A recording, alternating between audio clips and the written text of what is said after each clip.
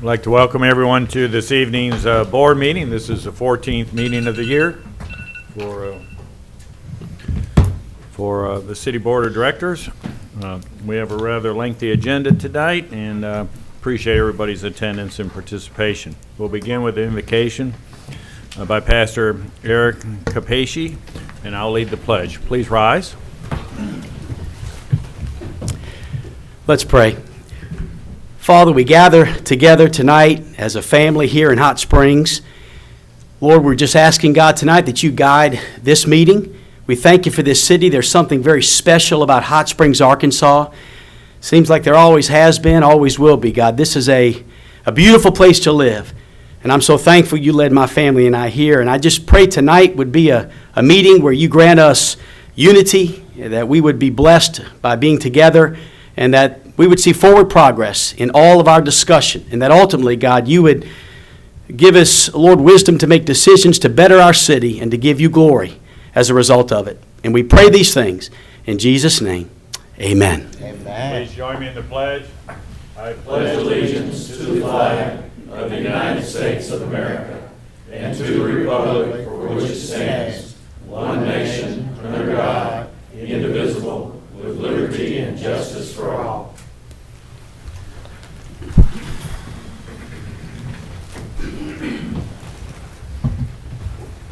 We'll call this meeting to order. Please call the roll. Directors Aaron Holliday. Here. Director Elaine Jones. Here. Director Marcia Dobbs-Smith. Here. Director Carol Weatherford. Here. Director Karen Garcia. Here. Director Steve Trusty. Here. Mayor Pat McCabe. Here. At this time, we'll consider approval of the agenda. Are there any additions or deletions to the agenda or items to be moved from consent agenda to new business? Hearing none, I'll entertain a motion to approve the agenda as presented. So moved. Got a motion by Director Garcia, seconded by Director Weatherford. All in favor signify by saying aye. Aye. Opposed, same sign. Agenda is approved. This time we'll consider approval of the minutes of the regularly held meeting of July 6, 2021. Are there any additions, deletions, or corrections to the minutes as presented? Hearing none, I'll entertain a motion to approve. So moved. Director Weatherford, seconded by Second. Director Dobbs-Smith. All in favor signify by saying aye. Aye. Opposed, same sign. Minutes are approved. Recognition of guests. Director Karen Garcia has a guest this evening. We have two guests to come forward. Mr. Lanius and Ms. Westfall. Welcome. Thank you, Mayor McCabe, City Manager Burles, and all the directors for having us here tonight. I'll be very brief, but I have an exciting announcement to make that, first of all, we're making good progress on our upgrade of our system for the gig service by December. It's going quite well, even though there's supply chain issues. We're still working through those. But the main reason I'm here, and I'll be brief, is just to introduce one of our new team members, and it's Renee Westfall, who is now the Cable Link's Business Class Regional Sales Manager for this area. And I'll turn it over to her. Welcome. Good evening, mayors, directors. Many times I've attended meetings at the board, the Metro Partnership, the Chamber of Commerce, and watched you craft ways to take advantage of broadband gig service and bringing workers to Hot Springs. Now, especially in the last year, we don't have to be physically on site 100% of the time. And with Resort TV Cable's commitment to gig service in its entire service area, not just business corridors, congratulations, it worked. You brought a new team here, and I'm proud to lead it. I would like to announce the creation of Cable Link's Business Solutions Regional Sales. It'll be located here in Hot Springs. Cable Link's business class services support the internet and telecommunications needs of small, medium, and large businesses. With Cable Link's Business Solutions, businesses will have available hosted voice service, SIP trunking, broadband connections, soon to be 1 gig, direct fiber Metro E connections. Our team consists of 4 newly employed Hot Springs families who live, work, and play in our community. They will, however, service our entire sites. They are dedicated business account managers. As the premier provider for the community for over 55 years, no one can meet the needs of our customers like we do from here.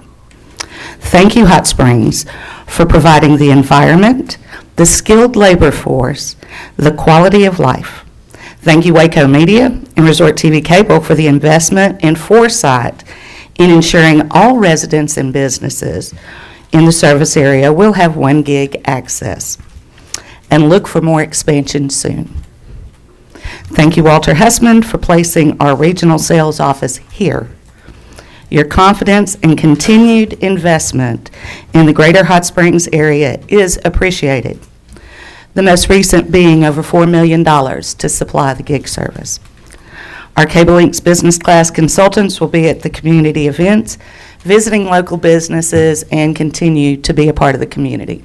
I just wanted to thank you all. I know we have, as a community, struggled. How are we going to get those people here? We're here. We brought them here. Thank you. Thank you.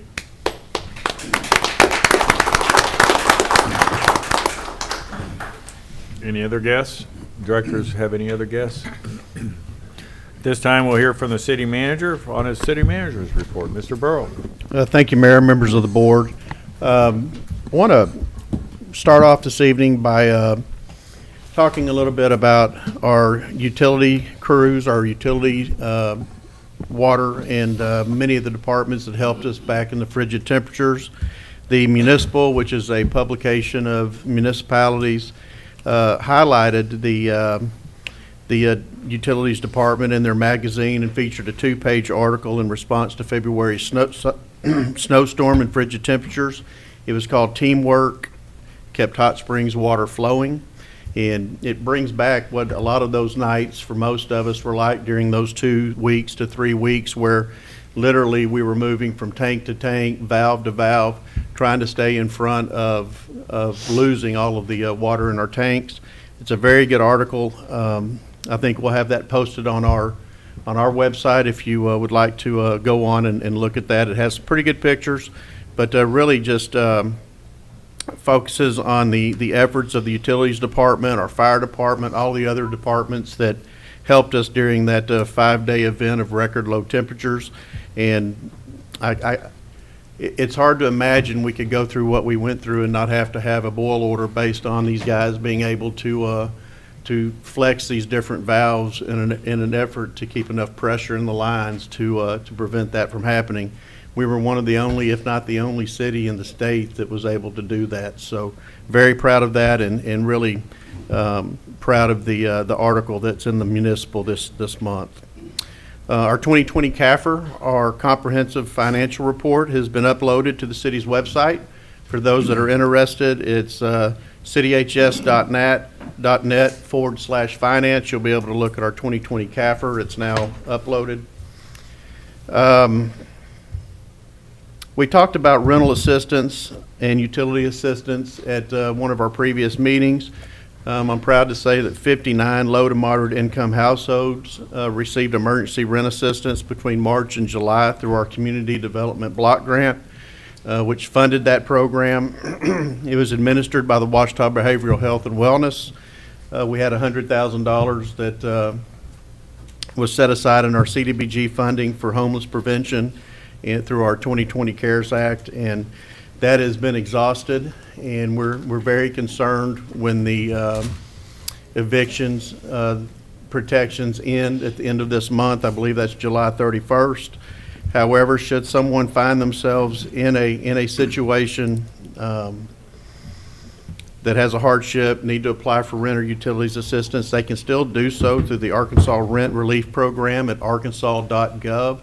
So if you know someone that's in that situation, is concerned about losing their housing, please have them or make them aware of the arkansas.gov. Last couple of things is we had some issues with 2 of our buses. We were very transparent about that, I think. We purchased 2 buses in the amount of $364,704 that we were not able to use, and it was It was really an issue with one of the specifications that was checked that these buses met. When they got here, they didn't meet our needs, so we sold those on auction. They were actually won through that auction by Oaklawn. They paid $328,234, which was our minimum 90% of what we paid for the bus. You know, that could have been a $36,000 lesson that we may have learned there. During COVID, we ordered these last May, and if you recall, last May we weren't allowing any travel, so we weren't able to go look at the buses prior to having them on order. But Keith Jones, our resident advisor with First Transit, reached out, and through his contacts in his company was able to find 2 buses through the Oklahoma cooperative purchasing, and we were able to purchase 2 buses. They're on your agenda for this evening, and should the board pass that resolution, we'll purchase these 2 buses in the amount of $298,062, which is really a $66,000, a little over $66,000 savings. So wanted to get that out there. You know, I think the last time I was here, I mentioned that we did sell those at a $36,000 loss. But through those efforts by Mr. Jones, we ended up actually coming into the positive about $66,000. So wanted to report that to the board as well. And finally, I'll end with an email that I sent out to all of our employees. I think I copied the board on it as well. And for those that are in the audience, those listening at home, the COVID task force this week continued to discuss the need for more Garland County residents to get vaccinated. In the discussion, Dr. Ross of CHI Hot Springs shared that more than 1,000 COVID hospitalizations they have had, only one was with someone that received the vaccine. That one patient made a complete recovery. All others did not receive the vaccine. We have several, including young, healthy people in ICU fighting for their life this very minute. It is sad that we have the ability to prevent this, while so many are choosing to disregard the statistics or don't know them. If you have not received the vaccine, I am pleading with you to reconsider and get vaccinated. It is readily available at drugstores, clinics, health department. This is the most important decision you can make to protect yourself and your family and those around you. So if you have not had the vaccine, I'm pleading with you tonight to get the vaccine. The statistics are there that support this, and in 99.92%, that's pretty good odds. So I wanted to share that. Mayor, that completes my report. Thank you. Board of Directors announcements regarding upcoming events. Any upcoming event? Mr. Director Trustee? I have one, just a reminder. Thursday night is the reception for Reverend Tim Culbreth at Adult and Teen Challenge of Arkansas. It's a drop-in event from 5 to 7. We talked about it 2 weeks ago, and just a reminder tonight. Thank you. Very good. Any other announcements of upcoming events? Hearing none, we'll move on to the consent agenda. These are items of a routine nature that do not merit individual discussion, so we'll address them as one. This time I'll entertain a motion to approve the consent agenda as presented. So moved. Director Dobbs-Smith, seconded by Director Jones. All in favor of the consent agenda as presented, signify by saying aye. Aye. Opposed, same sign. Consent agenda is adopted. This time we'll hold a public hearing on the issue of abandoning and closing 2 undeveloped rights-of-way located in Rector and Moore's addition to the city of Hot Springs, Arkansas. At this time, the public hearing is open. Is there anybody that'd like to speak on this issue? Anyone who'd like to speak on the issue of abandoning and closing 2 undeveloped rights-of-way located in Rector and Moore's addition to the city of Hot Springs? Mayor, this is in conjunction to an action item. They'll come on later your agenda. tonight. Yes, sir. There'll be item 11. Hearing that no one's coming forward, we'll declare the public hearing closed. Our first item of new business is to consider Resolution R21-100, and I ask the city attorney to read by title. Resolution R-21-100, resolution awarding a bid to McKee Utility Contractors, Inc. for contract number 3, 42-inch raw water transmission main for the Lake Washita Water Supply Project. That concludes your reading, Mayor. If you would, entertain a motion second to adopt and have discussion, if any. Motion to adopt. So moved. Director Weatherford, seconded by Second. Director Trustee. And our staff report will be provided by Engineering Project Manager Todd Pillar. Welcome. Welcome. Thank you. Appreciate it, Mayor and Board of Directors. Staff took bids on June 28th, and we had 5 bids that were turned in. And McKee Utility Contractors of Prague, Oklahoma was the low responsive bidder. And their bid was in the amount of $10,458,975. Contract 3 is the third project to be bid on the raw water side of our Lake Washita project, water supply project. Contract 1, we literally have the final walkthrough tomorrow. And contract 5 was bid on May 3rd, and it starts, I believe, next Monday. Contract 3 is about 29,000 feet of 42-inch welded steel pipe that basically starts from Upper Lake Hamilton, comes south across Albert Pike or Highway 270 West, follows the energy transmission lines, and then ends up at Timberlake Drive, just north of Mazarin Creek. And the project is, of course, funded from the 2020 water bond issue. Very good. Any questions of Mr. Pillar? Any questions? Thank you. Thank Do you. we have anyone sign up from the audience to speak on this issue? Discussion amongst directors? Any discussion? Please call the roll. Directors Holliday. Aye. Jones. Aye. Dobbs Smith. Aye. Weatherford. Aye. Garcia. Aye. Trustee. Aye. Mayor McCabe. Aye. Resolution is adopted.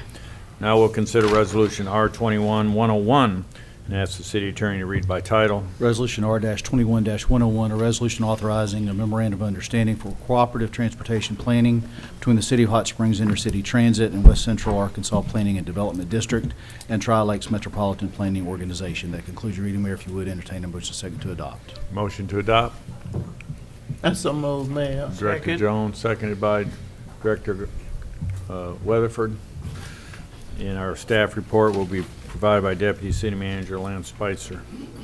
Yes, thank you, Mayor, board members. This item comes to you requesting to approve a memorandum of understanding between the City of Hot Springs Intercity Transit and the Metropolitan Planning Organization, Tri-Lakes MPO. Specifically, to kind of be brief on this item, this is a federal requirement to have cooperative planning throughout your MPO, but also dealing more specifically with your transit agency. In doing so, Federal Transit Administration does ask that you have cooperative planning throughout your process. And really, the MPO does have multiple opportunities for public comment and meaningful participation through its technical committee or its policy board. So in order to facilitate some of the activities that have been going on between Intercity Transit and the MPO more of in an informal fashion. FTA does ask that we adopt a formal agreement, which is part of your board's packet, that specifically spells out the activities that each entity will undertake in the planning process. And really, it will provide transit with an opportunity to get its projects and activities before multiple interested entities. So overall, this is a good thing for intercity transit, but also it is it brings us into the MPO's meeting process, which is also obviously a benefit to us. And that concludes the presentation. Any questions of Mr. Spicer? Thank you. Anyone sign up to speak? No, sir. No member of the audience has asked to speak on this issues. Discussion amongst directors. Please call the roll. Directors Jones. Aye. Dobbs Smith. Aye. Weatherford, Aye. Garcia, Aye. Trustee, Aye. Holliday. Aye. Mayor McCabe. Aye. Resolution is adopted. We'll consider Resolution R-21-102, and that's the city attorney to read by title. Resolution R-21-102, a resolution approving the purchase of 2 low-floor cutaway buses from Creative Bus Sales. That concludes your reading, Mayor. If you would, entertain a motion second to adopt and have discussion, if any. So moved. Director Trustee, Second. seconded by Director Weatherford. Staff report will be provided by Deputy City Manager Lance Spitzer. Yes, Thank you. thank you. And again, this item is a transit-related item. This is a request to purchase 2 low-floor transit buses. Specifically, these were competitively solicited and procured by Oklahoma Department of Transportation, and in doing so, they followed all the Federal Transit Administration required clauses and purchasing items. But in doing that, the City of Hot Springs is requesting that we purchase these 2 buses in the amount of $149,031 each, which the total purchase price is $298,062. And just a little bit about the buses. These are Ford. They're on an E-Series. They're a 450, so that's a van-style chassis. And you're talking about a 27-foot passenger body, and that is a grand total of 18 seats. So you've got 16 passenger seats with 2 wheelchair spots. And whenever there's not a wheelchair utilizing those tie-downs, there are additional seats that fold down. A couple of options that we're requesting on these buses, they will have bike racks, which obviously is something of benefit for the fixed route transit system, which is what these will be based on. You're also going to have a ADA wheelchair accessible ramp.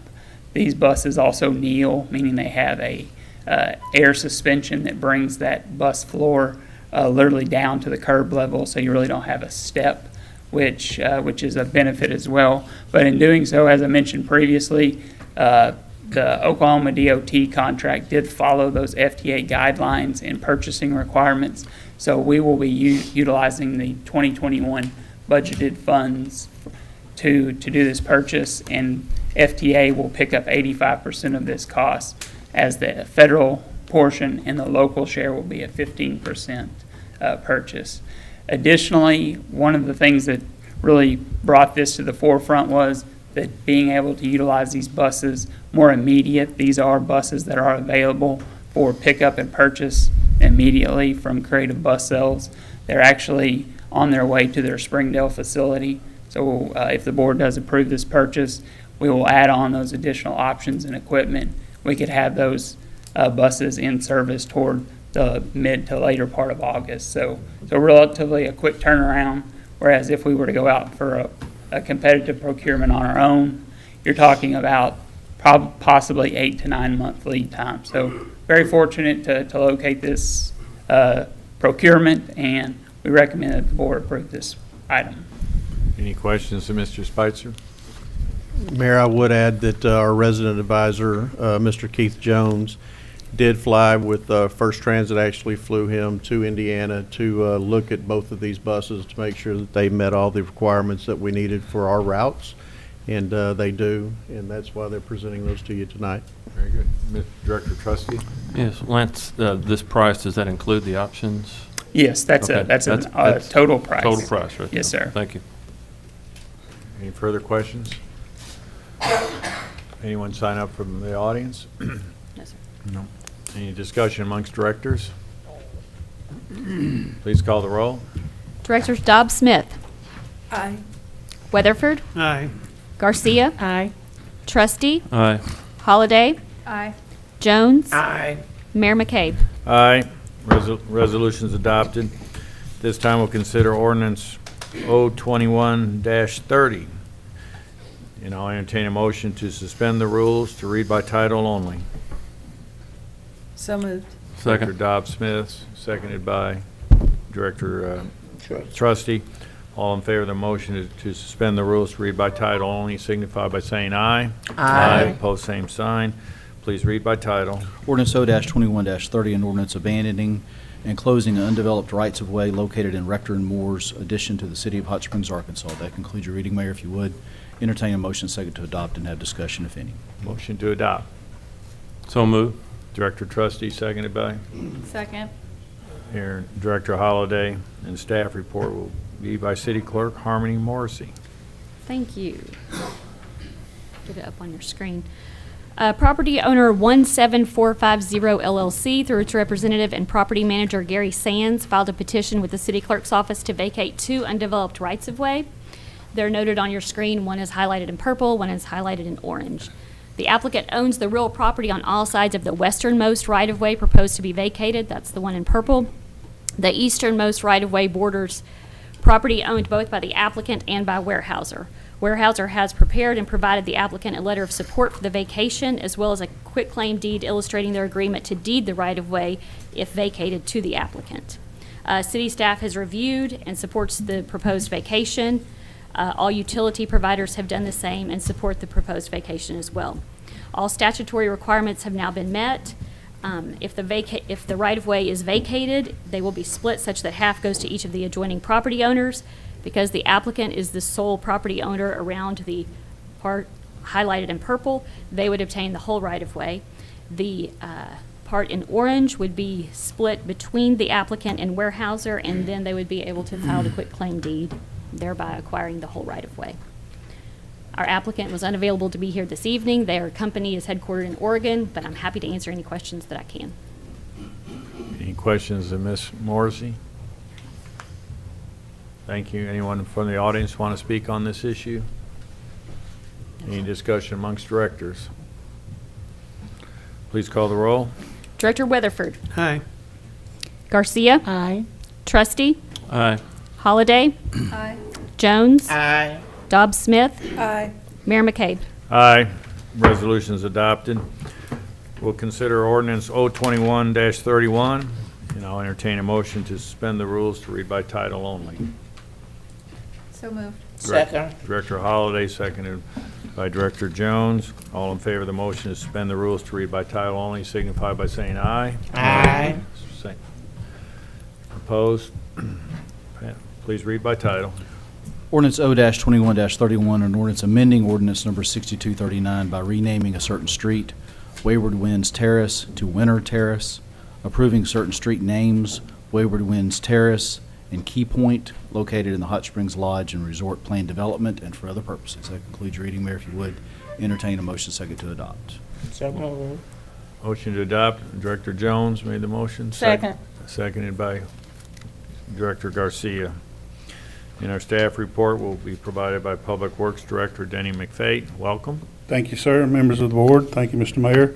The developer of Hot Springs Lodge and Resort is requesting the naming of Wayward Winds Terrace, Winter Terrace, and Key Point Street that it intends to develop and will be located in the Hot Springs Lodge and Resort Plan Development Area.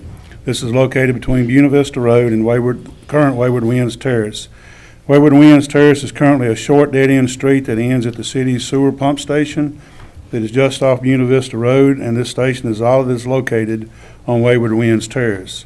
The old street segment of Wayward Winds would be renamed Winter Terrace, WINNER, and will remain a Class A street, which is city-maintained. Wayward Winds Terrace would be reclassified from a Class A street to a Class D and be reserved in name only for the Hot Springs Lodge and Resort future development. Approval of this ordinance would approve the street name reservations only of Wayward Winds and Key Point and does not obligate the city to accept any part of the street for city maintenance. Therefore, staff recommends approving the street names and adding these streets to the city master street index and are as listed as follows. Wayward Winds Terrace would be from Buena Vista Road east approximately 1,100 feet to a private parking lot. Key Point would be from Wayward Winds Terrace northeast approximately 90 feet to a dead-end cul-de-sac. And Winter Terrace would be from Buena Vista Road approximately 142 feet to a dead end at a gate. That's all. Thank you. Any questions of Mr. McFate? Hearing none, thank you. Thank you. Any member of the audience want to speak on this matter? Any discussion amongst directors? Please call the roll. Directors Garcia. Aye. Trustee. Aye. Holliday. Aye. Jones. Aye. Dobbs Smith. Aye. Weatherford. Aye. Mayor McCabe. Aye. Ordinance is adopted. Our final action item of the evening is to consider ordinance 02132. I'll entertain a motion to suspend the rules to read by title only. So moved. Director Weatherford, Second. seconded by Director Trustee. All in favor of the motion to suspend the rules, read by title only, signify by saying aye. Aye. Opposed, same sign. Motion is approved. Please read by title. Ordinance O-21-32, an ordinance waiving the requirements of competitive bidding for the sale of certain real property, city property, located at 101 Park Avenue, former Majestic Hotel site, to R.A. Wilson Enterprises, Inc., and for other purposes. That concludes your reading, Mayor. If you would, entertain a motion second to adopt and have discussion, if any. Motion to adopt. So moved. Director Weatherford. Second. Director Jones. Our staff report will be provided by our city attorney, Mr. Brian Albright. Thank you, Mayor, members of the board. As the board is aware, the city acquired the 5.2 acres that was the former site of Majestic Hotel in 2015 from Garrison Hasseflu, a Kansas City developer, for the purchase price of $685,000. That was after it was a subject of a fire in 2014. After the city acquired the property, the rest of the structures were demolished by the city, which involved significant cost on the part of the city. There have been a couple of attempts to receive requests for proposals on what to do with this property. Those have not come to fruition. As the board is aware, we have received an offer for the purchase of this property from R.A. Wilson Enterprises, Inc. It is being purchased for the purpose of constructing an outdoor entertainment venue on that 5.2 acres. The purchase price offer is $2,163,128. The appraised value of the property is $2.25 million. There is a resolution that was in your packet that you'll see requires that surplus property yield at least 3/4 of its appraised value, which this purchase price would do. This property has undergone multiple reviews over the years. Studies have been conducted, and it has been the source of wide-ranging community input. Ideas have abounded for the future use of this property. The studies included the Majestic Site Market Study of 2020, the Performing Arts Center Market and Feasibility Study of 2016, and the Downtown Development and Redevelopment Action Plan of 2015. The property is zoned C1, which is reserved for the downtown area due to its historical and unique cultural characteristics. The contract is attached to this ordinance, which has been presented by the proposed buyer. I would like to just hit some of the highlights of this contract. This has been the subject of a couple of meetings, work studies, work sessions, and has been shared for a few weeks now. But again, the sole purpose of this purchase is for the construction and operation of an outdoor entertainment venue on the site. The purchase price is proposed to be $2,163,128. There will be an earnest money check of $100,000 deposited within 3 days of the execution of this contract, should it be approved by the board this evening. One particular aspect of the contract, which I appreciate Mr. Wilson and his attorneys working with me on this provision, but it became evident after speaking with both staff and hearing comments from the board at the various other sessions that the operator of this venue is of utmost importance. It's one thing to build such an impressive venue. It's another to have someone to operate it. So under paragraph 5D, prior to closing, buyer will cause to be delivered to seller and title company, subject to the seller's satisfaction, which will not be unreasonably withheld, a memorandum of agreement with the proposed operator of the outdoor entertainment venue in a form substantially similar to Exhibit C attached hereto and incorporated herein. That memorandum will not be recorded at the Garland County Lands Records, but it will be made available to the city and for its approval. The contingencies associated with this offer that are of importance, there is a 180 days of due diligence period. This will afford the buyer the opportunity to conduct its studies, whether it be market, ecological, what have you, to make sure that this is a viable and sustaining enterprise.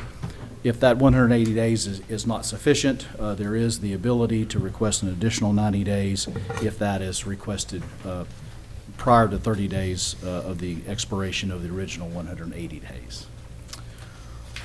Some of the other things that are included within your packet, as you've seen before, the master site plan concept, the endorsement letter from Walton Arts Center, the executive summary that was prepared by Mr. Wilson, the parking and traffic reports, as well as the audio report, and of course your resolution that concerns surplus property in general.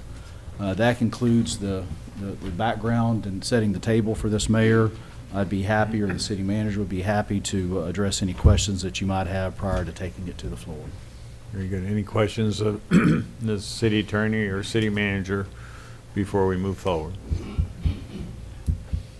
No questions. Okay. Mayor, I'm Director sorry. I guess Garcia. this would be right to ask the city attorney.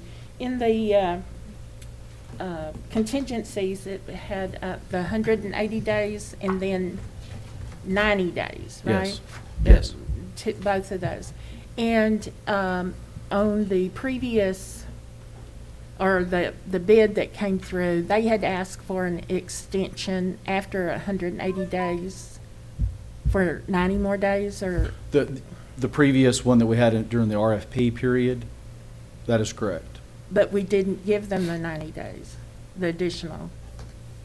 Well, their 180 expired in November, and their request for 90 occurred the following March. Mm-hmm. So in essence, they got it. But they didn't do anything during that time, That's correct. because we didn't have anything. But is this common? I mean, do you approve of this 180 plus 90? I don't think that it's unreasonable, Okay. for a venture of this magnitude and complexity. I just want to be fair, because I was trying to remember what we did with the last one, but we didn't get responses Right. for them for so long. That's right. I just want to be fair to everybody. The terms of our RFP were 180 days without an extension, due to the timing of COVID and Right. what have you. We did not get a report prior to the deadline of the 180 days, and subsequently, as the mayor pointed out in March, that they had made another request, So which was declined. this is typical of this type of contract. Is that correct? It's not unusual. Right. Okay, thank you. Director Trustee? Yes, sir. Attorney Albright, I see the buyer's contingencies in Section 9. Are there seller's contingencies? What rights does the city have if we enter into this contract and approve it tonight? Essentially, our rights contain within what is the purpose of this sale, as opposed to this being a lease and a cooperative partnership between the city and some private entity. This is an outright sale. However, the requirements are that it be purchased for the purpose for which it's being purchased, which is the construction of this outdoor entertainment venue, and that the operator be retained prior to closing, and that's subject to the city's satisfaction. Satisfaction or approval of the board, are those one and the same?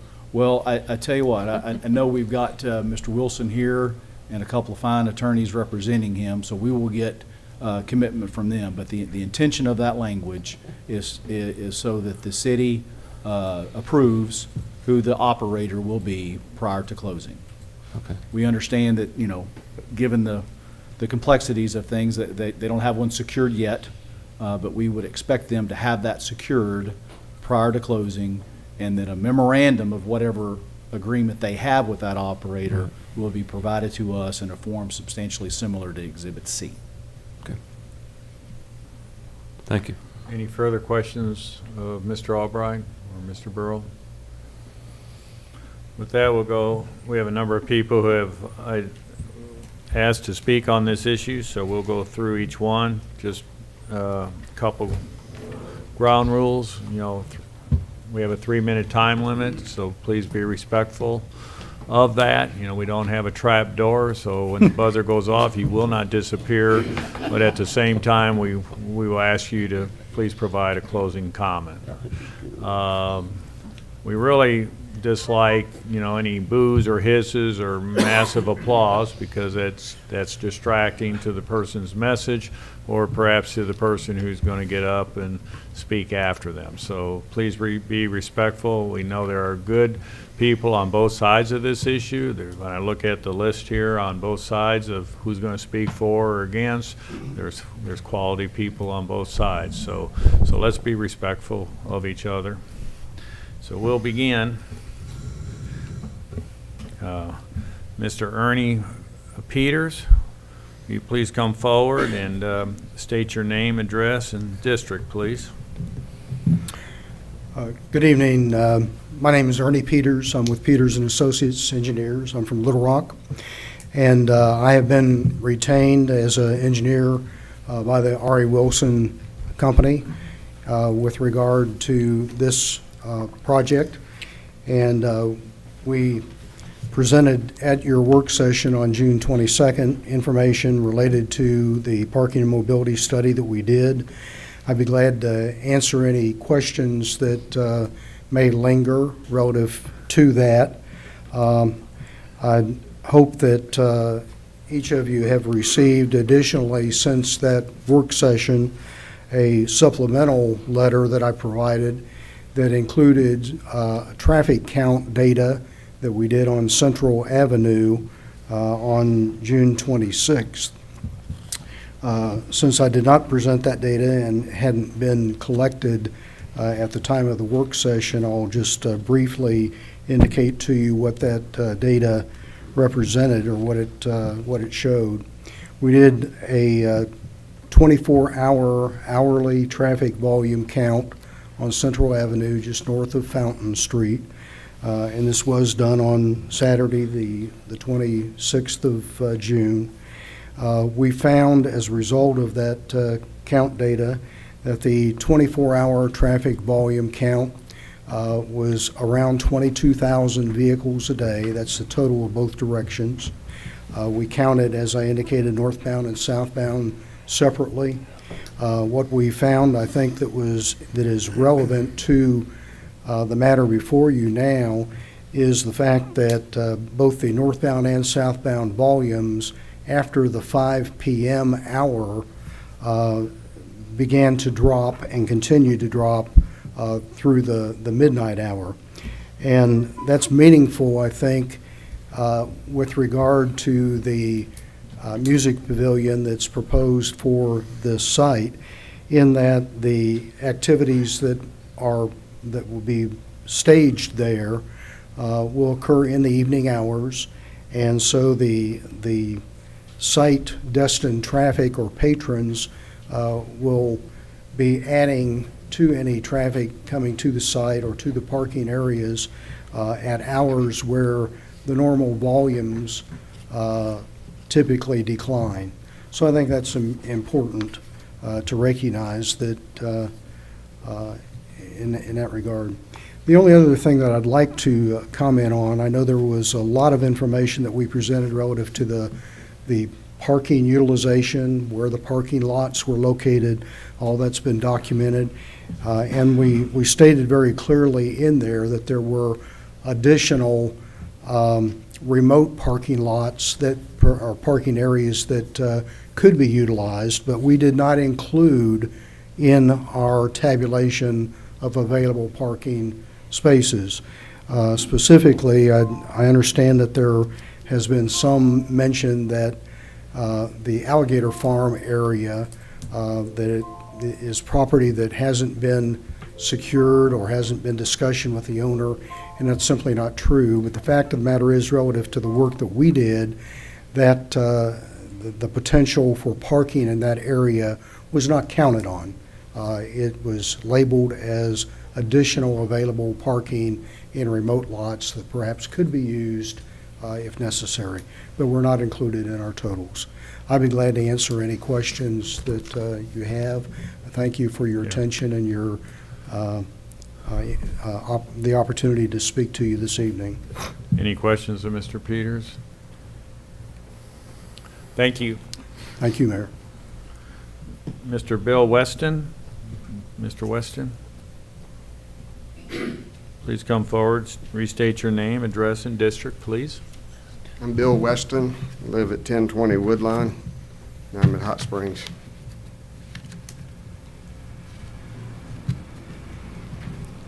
I'm here on my own accord, not representing any institution or any district or any organization. And if you'd allow me to indulge for just a minute, I'm 65 years old, been in Hot Springs for 65 years and 9 months. I don't remember much about the first 9 months. I was rather secluded and didn't get out much. But other than that, I'm Hot Springs. As a boy, we'd come down and we'd get water in the heavy gallon jugs. And there was a disparity because Dad liked Happy Hollow, Mom liked Hill Wheatley, but they were able to settle their differences and drink together.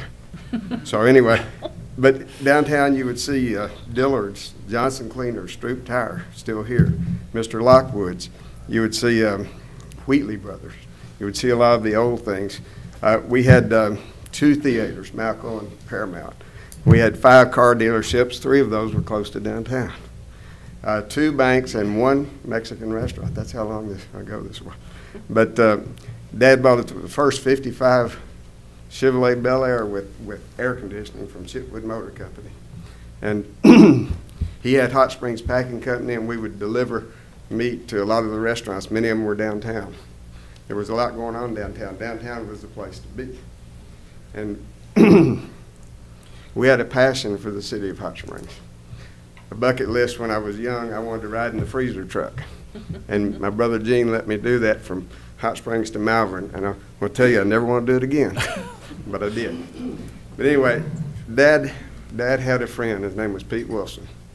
And Pete had a family much like ours. He was a long-respected resident. He was a businessman in Hot Springs. He loved Hot Springs. He had a passion for Hot Springs. And Pete was Rick Wilson's father. I've known Rick for many years.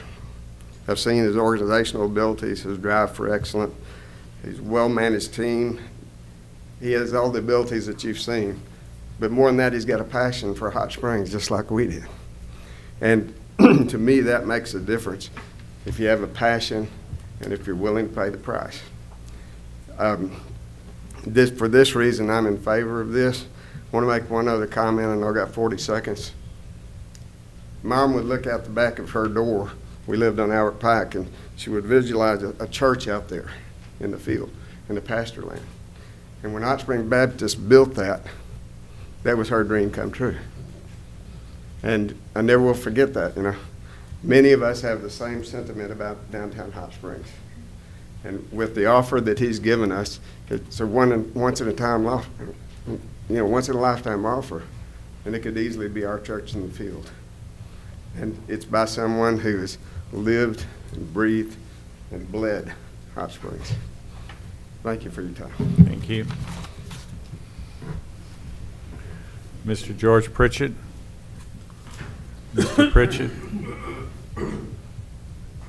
please come forward and restate your name, address, and district, please. George Pritchett, 207 Crestwood, District 5. Thank you for the opportunity to speak.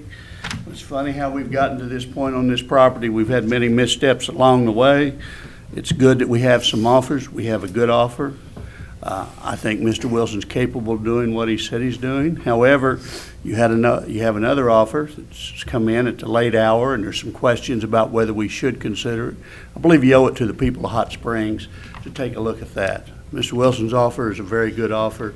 It's going to be used for an outdoor venue. It'll be used limited times a year. You have another offer that you need to just consider. I think the board should table this for some period of time, study that, and come back. And his offer may very well be the best. But you have responsibilities to do what's best for the people of Hot Springs. And having a 7/24, 365 a day operation there might produce a lot more revenue produce a lot more for our city and be a much greater draw. I'm a little concerned about this price. Right now, this time, we're in a escalating prices for real estate, and you're getting the same money that you put out about 6 or 7 years ago. Looks like a fire sale to me. Also concerned about the safety issue. In this very room about 15 years ago, our fire chief said there's a train wreck a-coming. We didn't know how to get out of downtown. We still don't know how to get out of downtown, folks. If you're going to go to the Village, you can go north, you can go to the Gorge, or you can go down Central Avenue. Now, if we dump 6,000 people out some night going down Central Avenue, we're going to have a little gridlock. I think that we should be excited about the fact that we have one good offer, firm offer, and we have another offer that someone would like to make. Mr. Patel is going to make you an offer. He has a huge investment in what he's doing right now in Hot Springs. I think we should listen to it. You owe that to the people of Hot Springs to listen to see what's going to be the best offer for the people of Hot Springs. I think that we need to ask, is it property? And the rule in real estate is this the highest and best use for the property? I don't know. You folks are going to have to make that decision, but please table this for a few months, few weeks, look at another offer, consider what's going to be best for Hot Springs in the long run. I think Mr. Wilson's made a great offer. I think it's good. But venues like that do not succeed all over this country. They fail frequently. When we were studying this over the last 10 years or however long we've been doing this, I did a very extensive study, and about half of them never make it. Now he's got a great one. I'm not saying it isn't. But let's look at everything that we have and do what's best for the city of Hot Springs. I want to make a great shout out to our public safety people, fire chief, police chief, and what they're doing. Our city's safer the last 6 months. If you drive up and down Central Avenue late at night, you'll find that you don't have the thugs and the whores and the drug dealers out there in the quantities that you did before. At least we've pushed them off the street, and some of them we've jailed. Thank you. Thank you.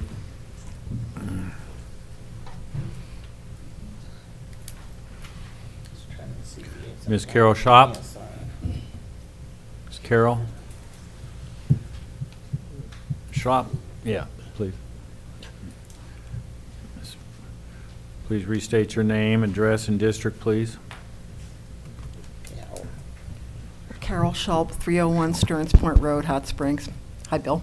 Thank you all for letting me speak a moment. Yeah, let me pause just for a second. We'll give you a few extra seconds. We got word that some people aren't able to hear, so just try to speak in the microphone. It wasn't meant to be you, just everybody who comes up. Can you hear it? Yeah, Okay. that's perfect. Thank you. I'm very concerned about what I'm hearing from everybody. And I think I would have to agree with George that while I appreciate what we're trying to do, I would like to see a little more clarity. I haven't seen anything, and maybe you people have them, I haven't seen anything on numbers. And so how do we know what the income is from any of this? And if there are arenas that they're comparing them to, can we have some of the figures from those arenas and what their populations are, so we know whether there's going to be any money made from this project or not? I'm not averse to it. I just simply want to see more definition to it. And I do think that we are going to be better off with anything that produces income 365 days of the year.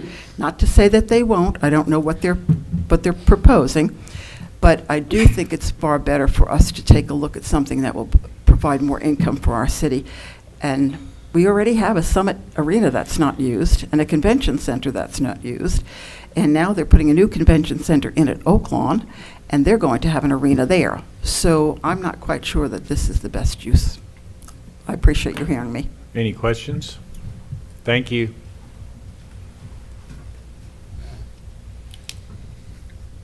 Ms. Angela Tart, please come forward, restate your name, address, and district, and please. Angela Tart, 161 Longview Point, Hot Springs.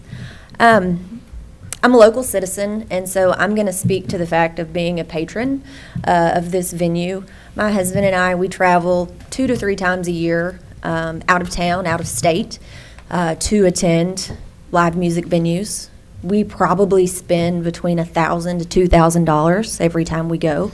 So in terms of numbers, take 6,000 people, and they all spend $1,000 to $2,000 every time they come in on a Saturday, and that's going to go to hotels, to restaurants, shopping. Along with that, if we want to continue to draw and to keep young professionals here in Hot Springs, the city has done a great job of providing entertainment, things to do during the day. My husband and I, we utilize the Northwoods on a regular basis, but there is nothing for us to do after dark. We don't really go to the casino often. You know, you can go there every once in a while, but I don't think anybody can live at a casino every weekend. And the other options are bars. And so I think to provide people of my age outdoor activity, something to do that we can take our families to, I think would be a great opportunity for here. And to speak to, you know, the convention center that we do have, I don't remember the last time we had a concert, along with, you know, we do have Magic Springs. But that's not necessarily somewhere where we want to go on a date night when we're trying to have a nice adult experience. So thank you for your time. Thank you. Any questions of Ms. Tart? Thank you. Mr. Tom Wilkins. Mr. Wilkins, please come forward and restate your name, address, and district, please. Tom Wilkins, 100 Choctaw Court, and our business is at 315 Park Avenue, which is right close to what we're talking about here. I stood there back many, many years ago and watched Dennis McGee, who I haven't seen Dennis in a long time, sitting back there, watch his building burn down.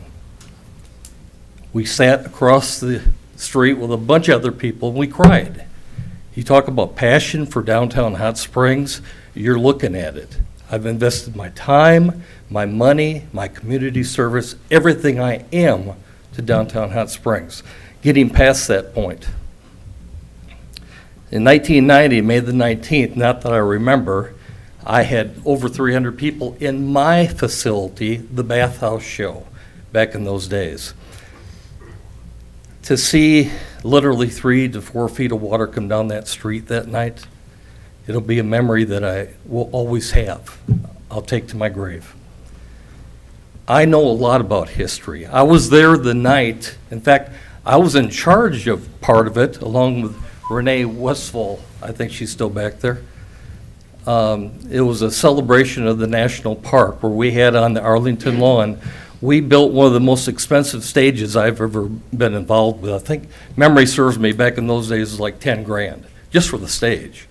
And the lights you have to add on, and the sound you have to add on. And when I heard, no disrespect to Mr. Wilson, I think he's doing what he feels is best. But when I heard him say one night, I believe it was in front of y'all, that we have people that can control the sound outside. I'm here to tell you, after 35 years, maybe 40, of dealing with sound, you can't control sound.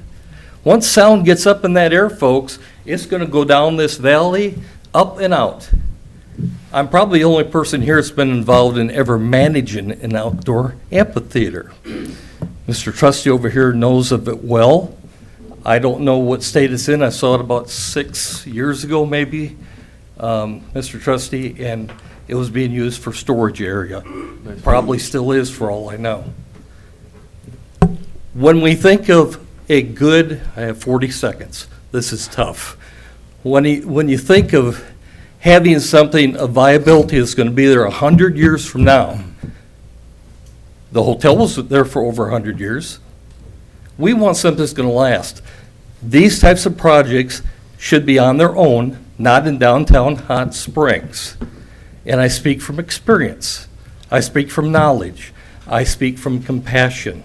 And yes, we have a business called the Legendary Vapors. We've been working very hard to bring that back. Spent hundreds of thousands of dollars to make it inside, to hear the young lady say, there's nothing to do. She's been in our building. She's never been to a concert. We do concerts every weekend. And guess what? Thursdays, Fridays, and Saturdays. That will shut us down if that type of venue is on Thursdays, Fridays, and Saturdays. It will shut us down. And if you want the vapors to go away for the umpteenth time that somebody's tried to revive that property, there's more history in that building collectively about entertainment than any place in Garland County or probably in Arkansas.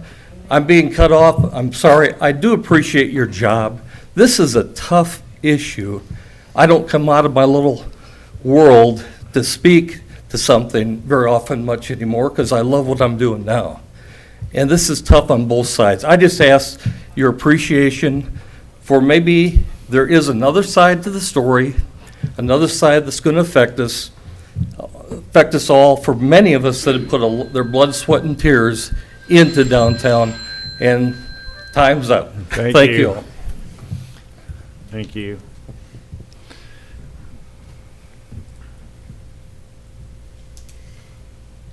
Mr. Danny, I can't pronounce the last name. It's like S-H-O-V-T. Or is there a Danny in the building?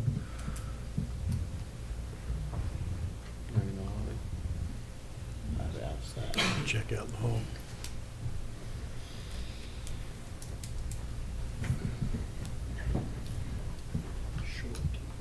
Danny Short? Short, Mr. Short?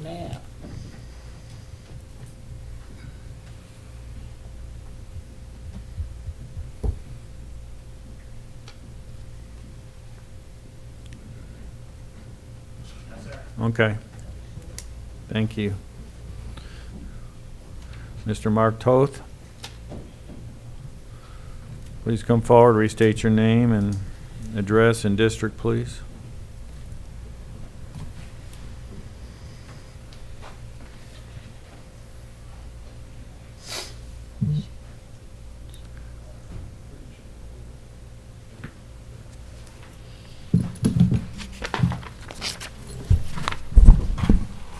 I seem to come with handouts, but it's very useful. My name is Mark Toth. I'm president of the Whittington Valley Neighborhood Association. I live at 110 Montclair Lane, which is in District 1. The handout is 2 pages. The first one is a copy of my letter to the editor, and the headline says it all. Why the rush? You have one offer now, apparently another one backing it up. Banks are loaning once again. I expect that if you were to put out a request for proposals and it were framed correctly, you would be looking at 3 or 4 offers. And I don't know about you, but if someone knocked on my door and made an offer for my house, I don't know if I would take the first offer. You aren't doing a service to the community, and you aren't doing a service to the city by considering the first offer. The second page is Mr. Wilson in a newspaper article talked about how people in Whittington and Park would prefer his plan because it wouldn't promote as much traffic on an ongoing basis. Well, I respect Mr. Wilson, but he didn't talk to us. And he doesn't know what my neighborhood association spent 3 or 4 months putting together. And that is the list of what our association, our members came to understand would be the best, highest use of that property, which is a commercial development with mix of commercial entities such as a high-end hotel, boutique retail space, and a resort and convention facilities. That is what we think would be best there. I want to talk real quickly about traffic.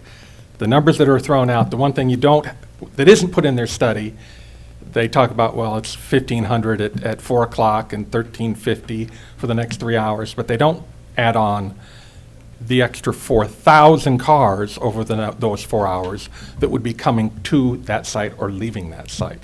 It's simply going to overwhelm the road. The noise, I know Director Holliday is well versed on the noise. When the shooting range was working, we could hear when people were shooting at the shooting range all the way over in the Whittington Valley.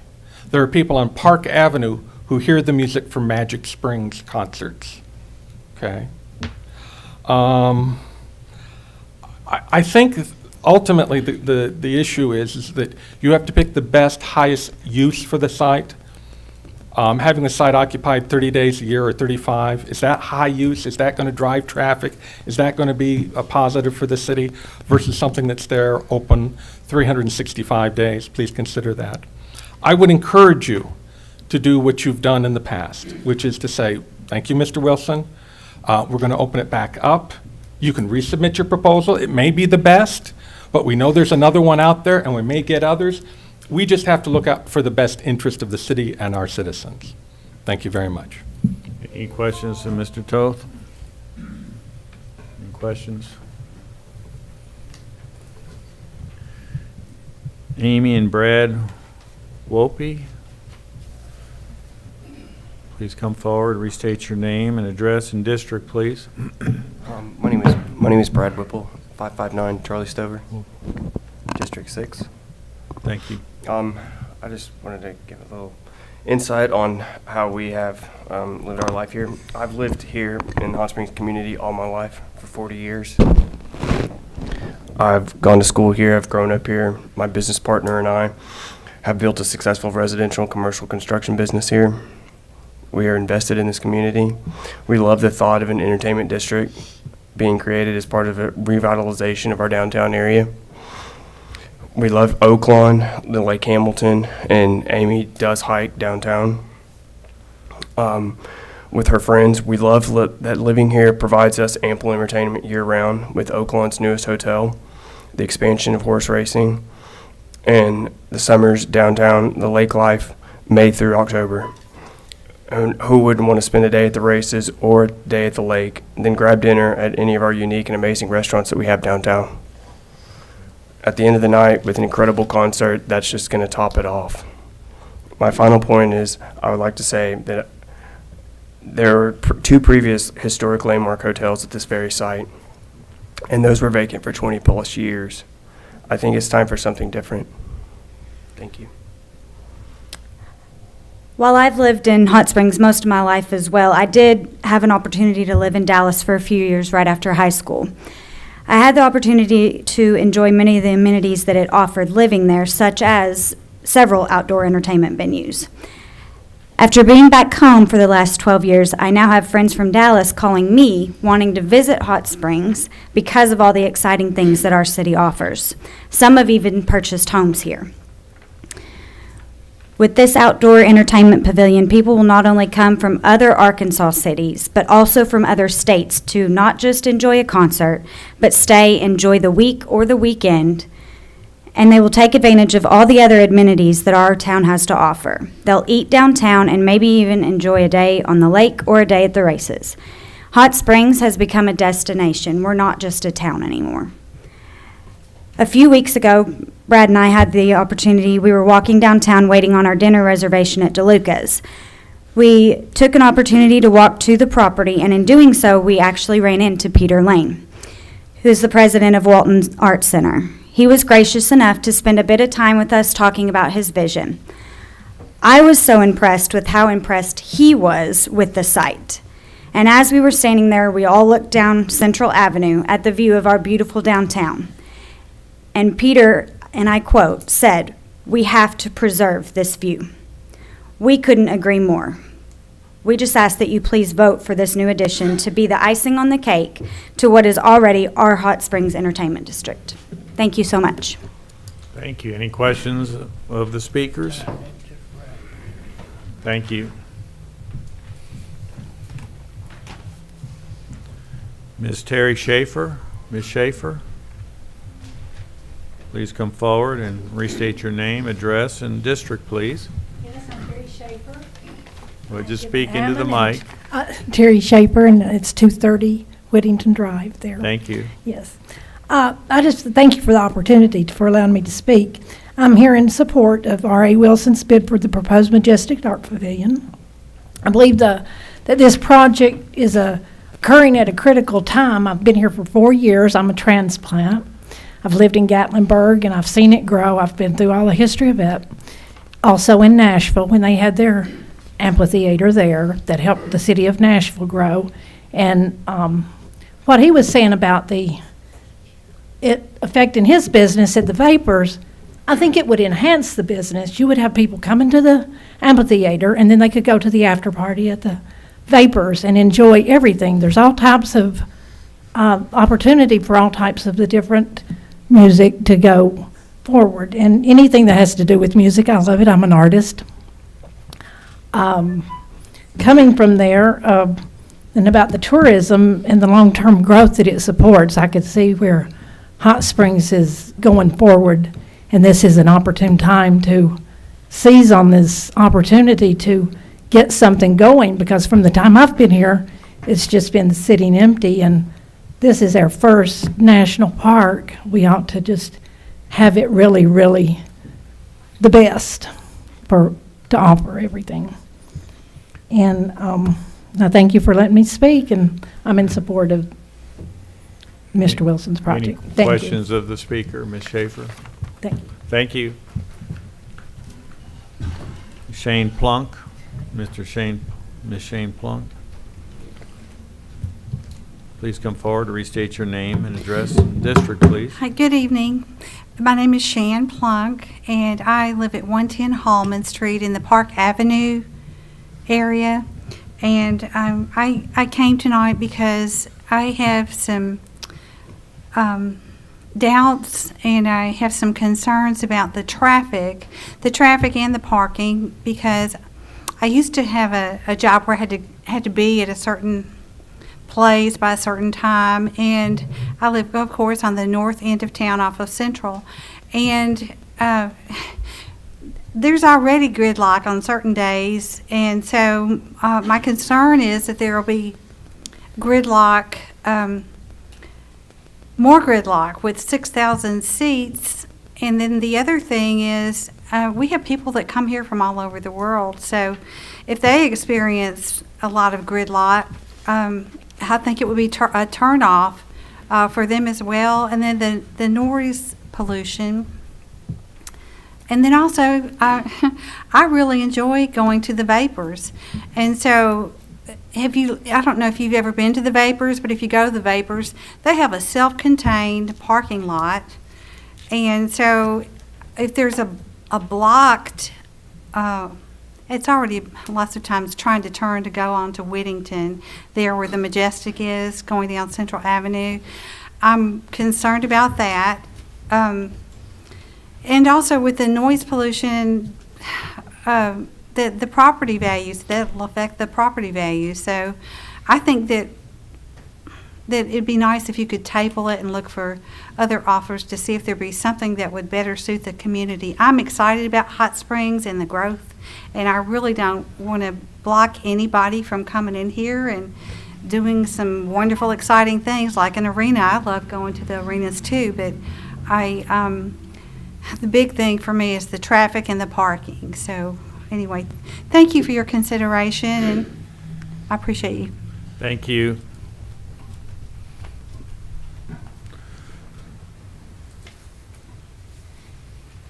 This time we'll hear from Mr. Eric Capaci. Please come forward, restate your name, address, and district, please. Eric Capaci. I live at 621 3rd Street, Hot Springs, Arkansas. And I've had the privilege of living in this city for 29 years and raised my family here, all of my children. My daughter Chloe is the one who kind of lines up the pastors for prayer. And started Gospel Light 29 years ago in virtually downtown Hot Springs, just a small handful of people, and then have now been there just celebrated 29 years a couple of weeks ago, and Champion Christian College also is right here in downtown Hot Springs. I love the vision of the city. And I'm a visionary myself, and I appreciated what Mr. Weston said. It's exciting to see someone step up and present such a vibrant, awesome plan to continue to grow our city. I mean, it's amazing what's happening in the city of Hot Springs right now on so many levels. I'm more than thrilled about the Majestic baseball fields and all that's going to open up for our city. It's just incredible. And I feel the same way about this project. There's a lot of things I like about this. But a few things I like is that we've got a local developer that's designing a beautiful and functional use of this property that's going to anchor Central Avenue. And I love downtown Hot Springs as it is, but I can just see that beautiful building just exploding at the very end of Central and just really finishing off what is already a magnificent downtown area. I like the Walton connection. I think that, in many ways can practically ensure a lot of success. I love the fact also that this facility is a large venue that will provide multiple uses to promote Hot Springs, Garland County, and our community. Another thing I like about the project is that it's going to benefit, I think, Hot Springs in many ways by providing employment opportunities. And that's always exciting, especially when you have a college that's got a lot of students coming in. Our college is growing. There's a lot of folks coming from all over and looking for places like this venue to work. And then, of course, I think it's for colleges like National Park and Champion and that are looking to recruit. This is a tremendous recruiting tool. So those are just a few things I like about the project, but there's a whole lot more. I'm excited about this becoming a reality, and would urge you to vote for it. I'm much in favor of it. And thank you very much for listening. Any questions for our speaker? Thank you. Our final speaker that has signed up to speak is Mr. Rick Wilson. Mr. Wilson, please come forward, restate your name and address and district, please. Rick Wilson, 428 Harmony Park Circle, Hot Springs, and I believe I'm District 6. I'm right on the line between Director Garcia and Director Trustee. So I'm either District 6 or I'm both 5 and 6. I don't really know. I appreciate the directors and the mayor and the city administration's time that they've given in this project. You've displayed an enormous and impressive degree of intellect. I respect each and every one of these people that have come up here tonight to speak. I'm a constitutionalist. I respect everyone's right to speak. Sometimes misinformation gets in the way. I think you guys have experienced that probably all too often. I think you received an email this morning validating the meeting that I in fact had with the First Presbyterian Church to discuss parking in their parking lot and arrange the method by which formal approval will ultimately be procured, assuming that you agree to sell us the property and put it under contract. Those parking lot completions, final execution of documents will be first up in our due diligence process. We've explained that to the board thoroughly 4 weeks ago when we were here. We've agreed at the behest of probably one of the finest city barristers I've ever had the opportunity to negotiate with, a tough guy you have right there. And I've been before many city councils across this country. And he held our feet to the fire. We agreed to it. The memorandum, the deliverables and the closing documents that will provide the agreements by which we use private property parking lots will be included. I'm happy that Mr. Peters cleared up any misunderstanding that I believe is a letter to the editor wrote regarding the alligator farm. I personally visited with the Bridges brothers regarding the utilization of that. We probably won't. We did not negotiate to an agreement. It was not included in our parking plan. It was simply identified as a potential. There were others. Oaklawn has offered theirs on a shuttle service. I think we have over 24 offers. It was kind of pointless just to put all of that in this at that time. Some of those may well be utilized. Weyerhaeuser, we're close to an agreement with Weyerhaeuser for their parking lot that's finished and essentially not used for a shuttle point, if it becomes necessary. A few points, and I'll be just as fast as I can be regarding this. When I was 16 years old, I was a busboy at the Vapors. I have a fond appreciation for the Vapors. My mother worked at the Vapors. The Vapors will not go away because we are there. The Vapors will be enhanced. We'll create and establish an entertainment district, most likely. We'll redevelop downtown. Coattail activity has been talked about and is most likely going to continue. I wish to point out one thing to the board. At that property, a hotel stood vacant out of business, bankrupt for 25 years. Next door, another for 23 years. Next door, the Lanai Towers for 21 years. If a hotel is what's needed there, these landmark institution hotels could not make it. Now, I'm not here to disparage Mr. Patel. I don't know him. I'm sure he's a fine hotelier.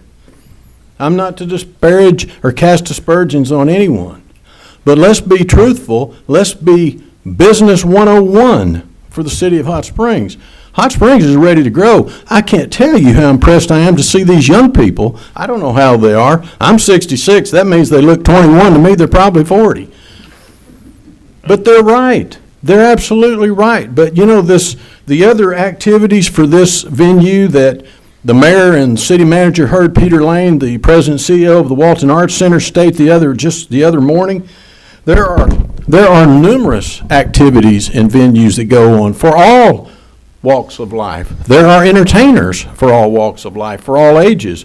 There's Christian, there's country, there's pop. It's not just music. I brought a list that was sent to me from the Walton Arts Center today that identifies other activities that have occurred on their venue, as well as 5 other operators, national operators in the country that operate over 700 amphitheaters that have contacted us, asked for an entry into our project to be entertained as an operator. They've sent us other activity. The list is lengthy. It's 9 pages. It takes up 217 days. And it's community activities. It's veterans associations. It's blood drives. It's the American Cattle Association. It's high school graduations. It's athletic programs that recognition and give awards. I wish I had more time. It's unfair for me to take up more than any of the others. I wish to acknowledge City Manager Burra and City Attorney Albright as what we consider and my staff have worked with through the past 6 or 7 weeks. These gentlemen are of the utmost panache, and we have a great deal of respect for them.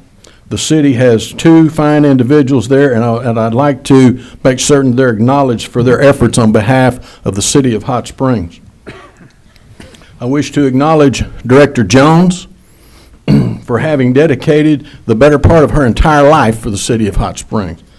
She was working diligently for the city of Hot Springs to bring forth activities, future, employment, growth when I was a kid. So, you just told your age. That's actually a compliment, Director Jones. Okay. Maybe that didn't come out right. It did. Maybe it was when you were a kid and I wasn't a kid. There you go.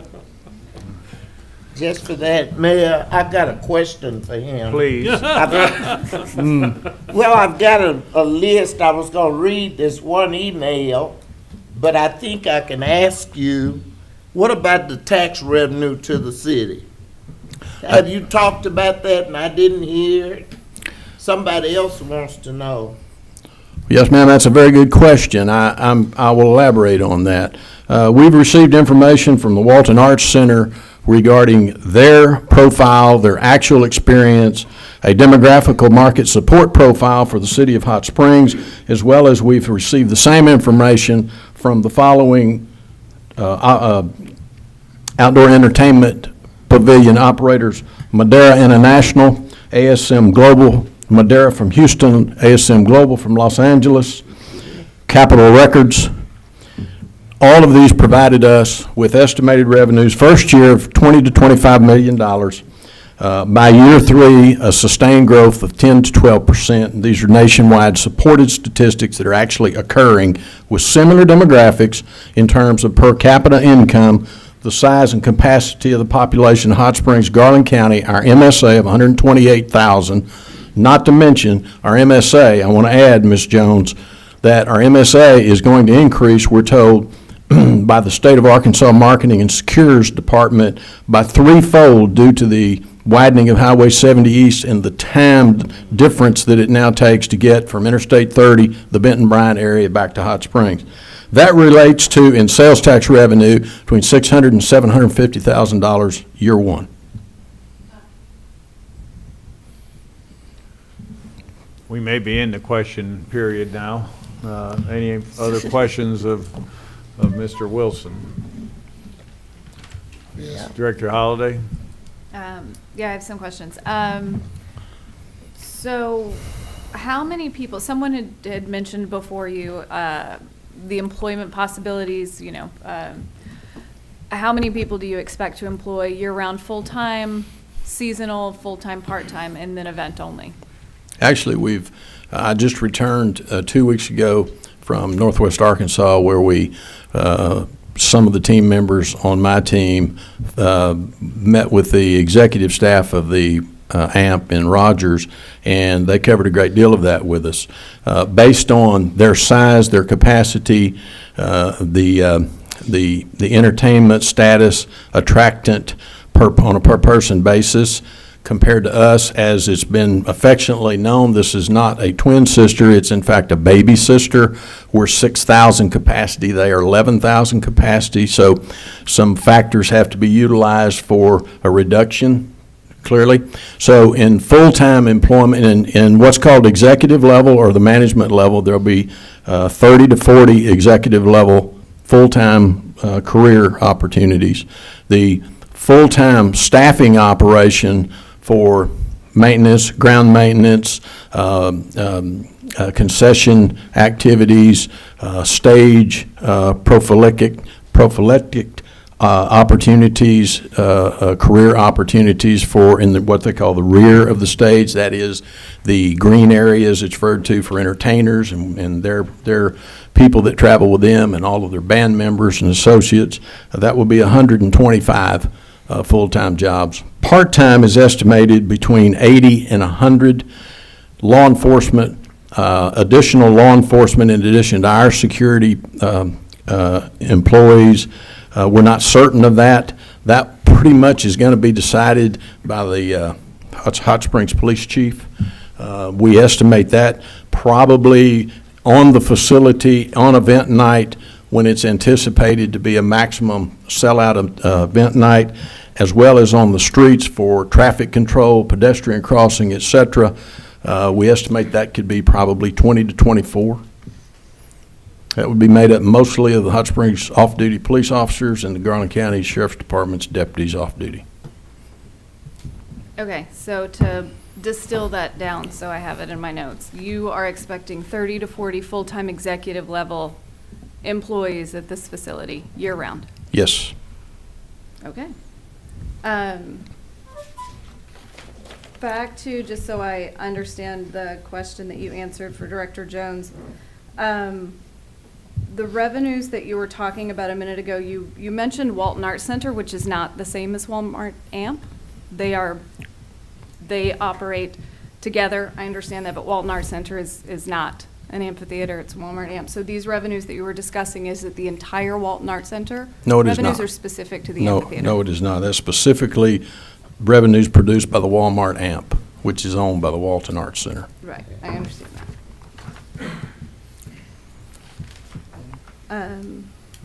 What, if any, current agreements do you have with Walton Arts Center? I would like clarity on that question. Are you asking me for details? Are you asking me style, method? I just want to understand your question.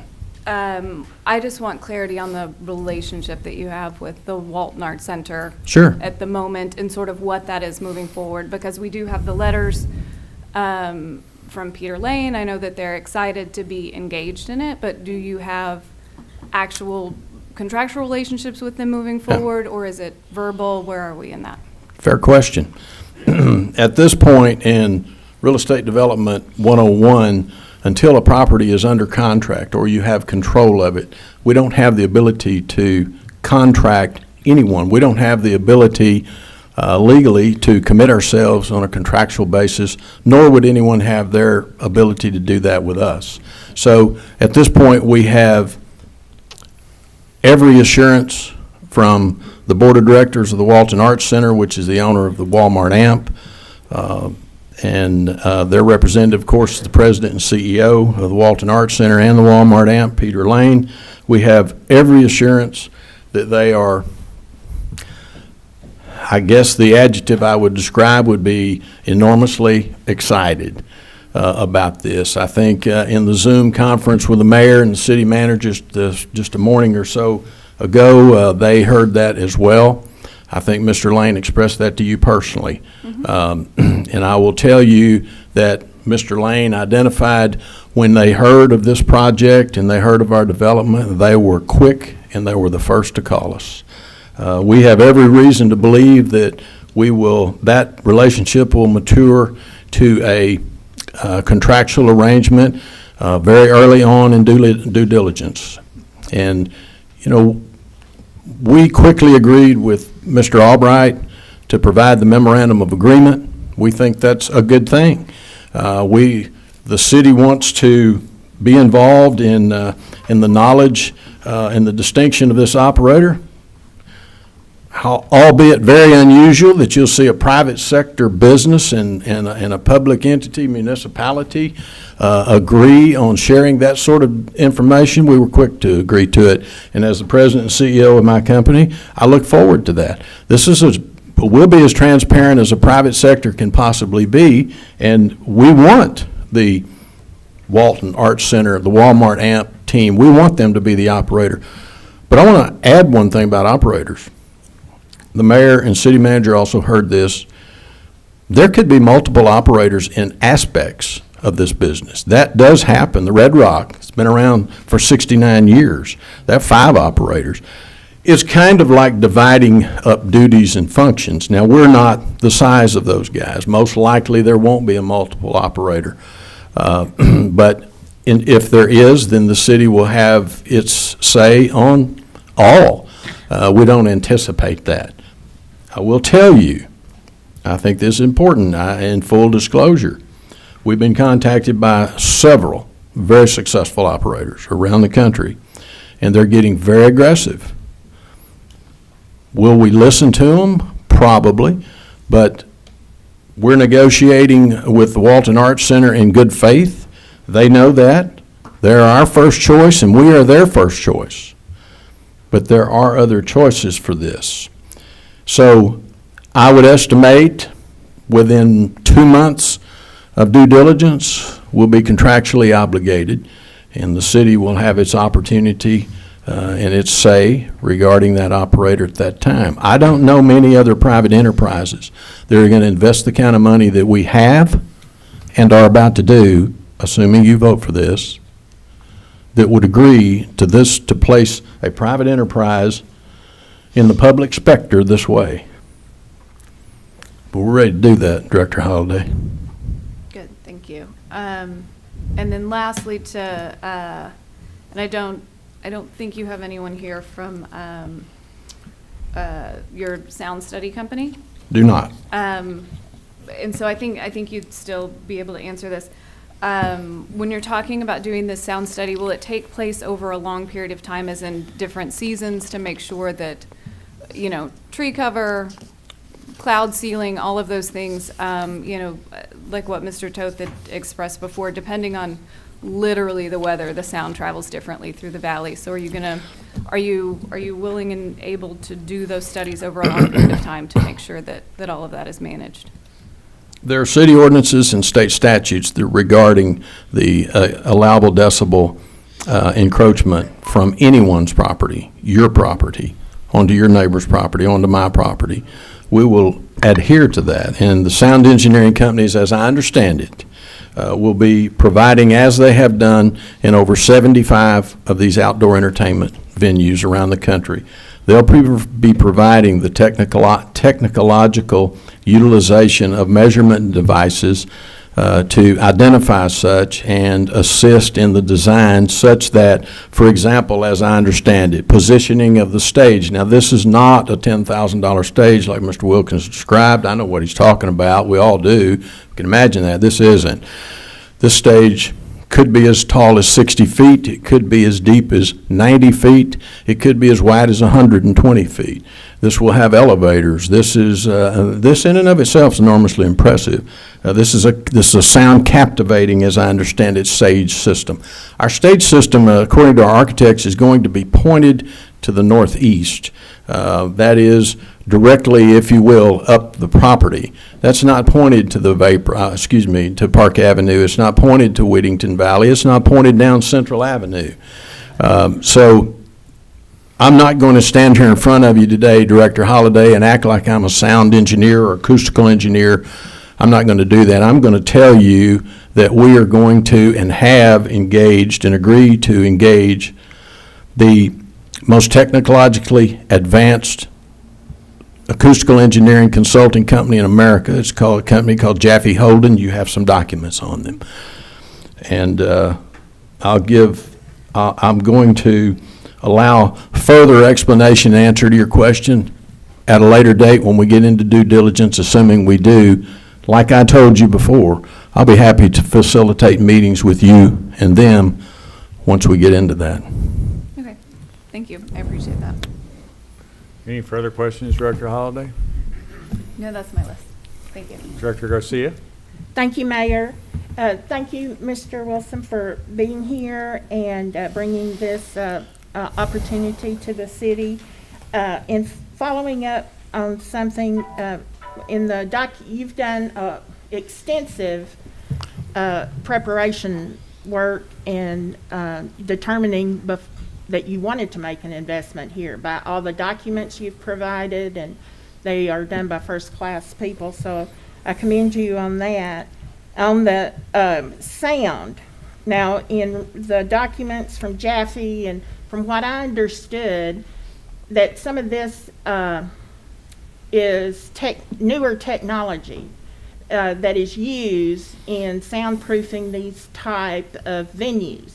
Is there any place that you're aware of in Hot Springs that currently utilizes this type of sound for any venues in Hot Springs? Or will this be something new that we've not seen before or heard before?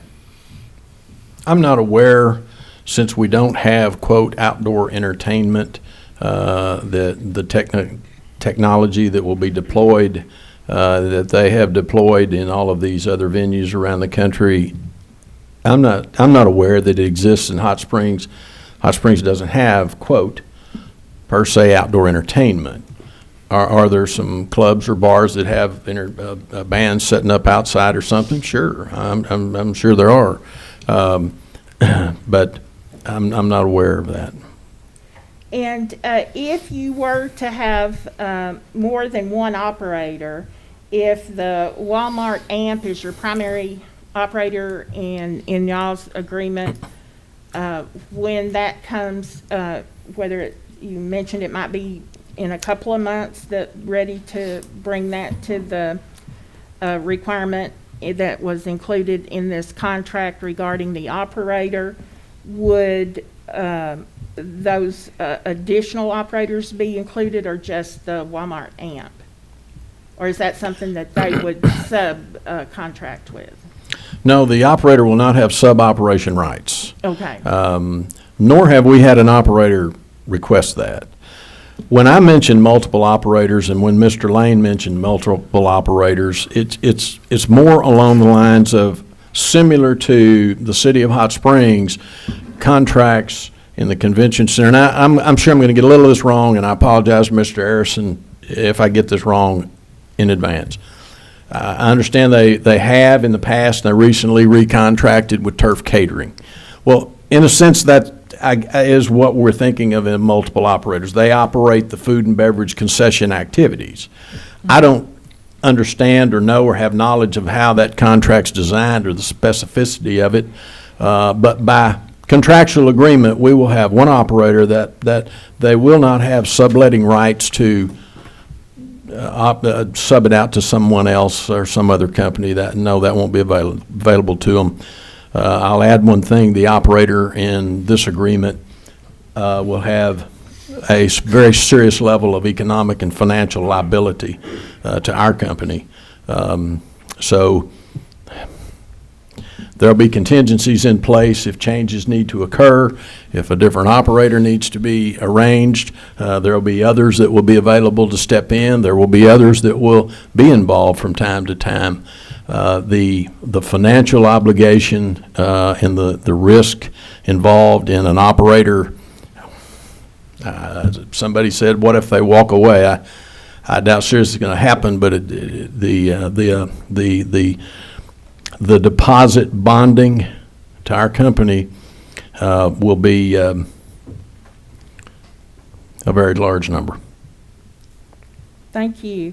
And I was very happy to see the younger couples that of their own came out here to speak, because we're always wanting younger people to be involved. So I understand that the music will include different genres. So last month down on Bridge Street, we had music on Thursday nights, and music is a unifier a lot of times for all walks of life to get together and share their enjoyment of that type of music.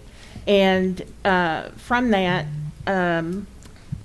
that's what is that correct to understand, that these different genres, it's not going to be all of one type of music, like oldies, like me, or something that the younger people like. And we have a lot of country music fans that like the new artists that are touring. Is that what you foresee in this plan, in your business plan? The Walton Arts Center, the Walmart AMP executive team, as well as other operators that we've visited with and interviewed, Madera, ASM Global, Capitol Records, all similarly identify, interestingly enough, and part of the market study that you've heard about that's going on during due diligence, is to identify what the people in Hot Springs, the tourists in Hot Springs, the people that live in Hot Springs, Garland County, our MSA, who do you want to see? I think we'll see bands for phenomenal entertainment that some of us know of, like Chicago, Zach Brown Band, these people in Miss Morrissey's young age group. I think you were going to see Christian music. Interestingly enough, and I pointed out this before, when you go to the AMP's website, and ours will be similar, and you see, you identify the schedule of the entertainers that are coming, and they indicate if they're sold out or how many seats left, so on, that sort of data. The very first genres that sold out were the Christian programs. There are plays. There will be Globotronic television within. There will be strong support. I want to add to this, as you didn't ask, but I want to add briefly and quickly.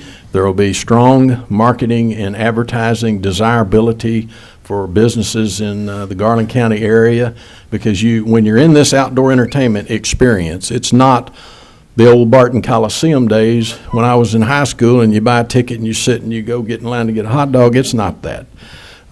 This is an outdoor enjoyable entertainment experience, and you're going to see advertisement. You're going to see welcome Miss Garcia, City Director of Hot Springs.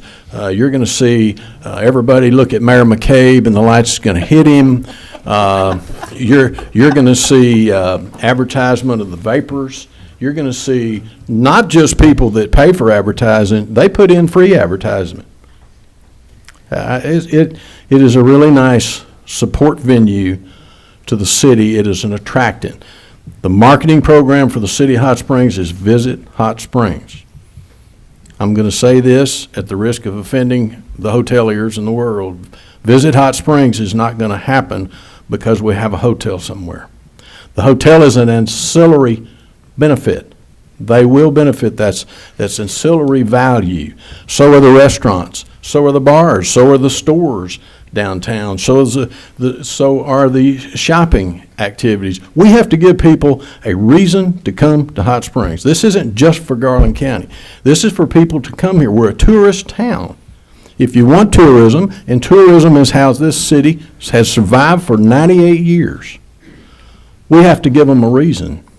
Oaklawn's giving them a new reason. The lakes are good reason.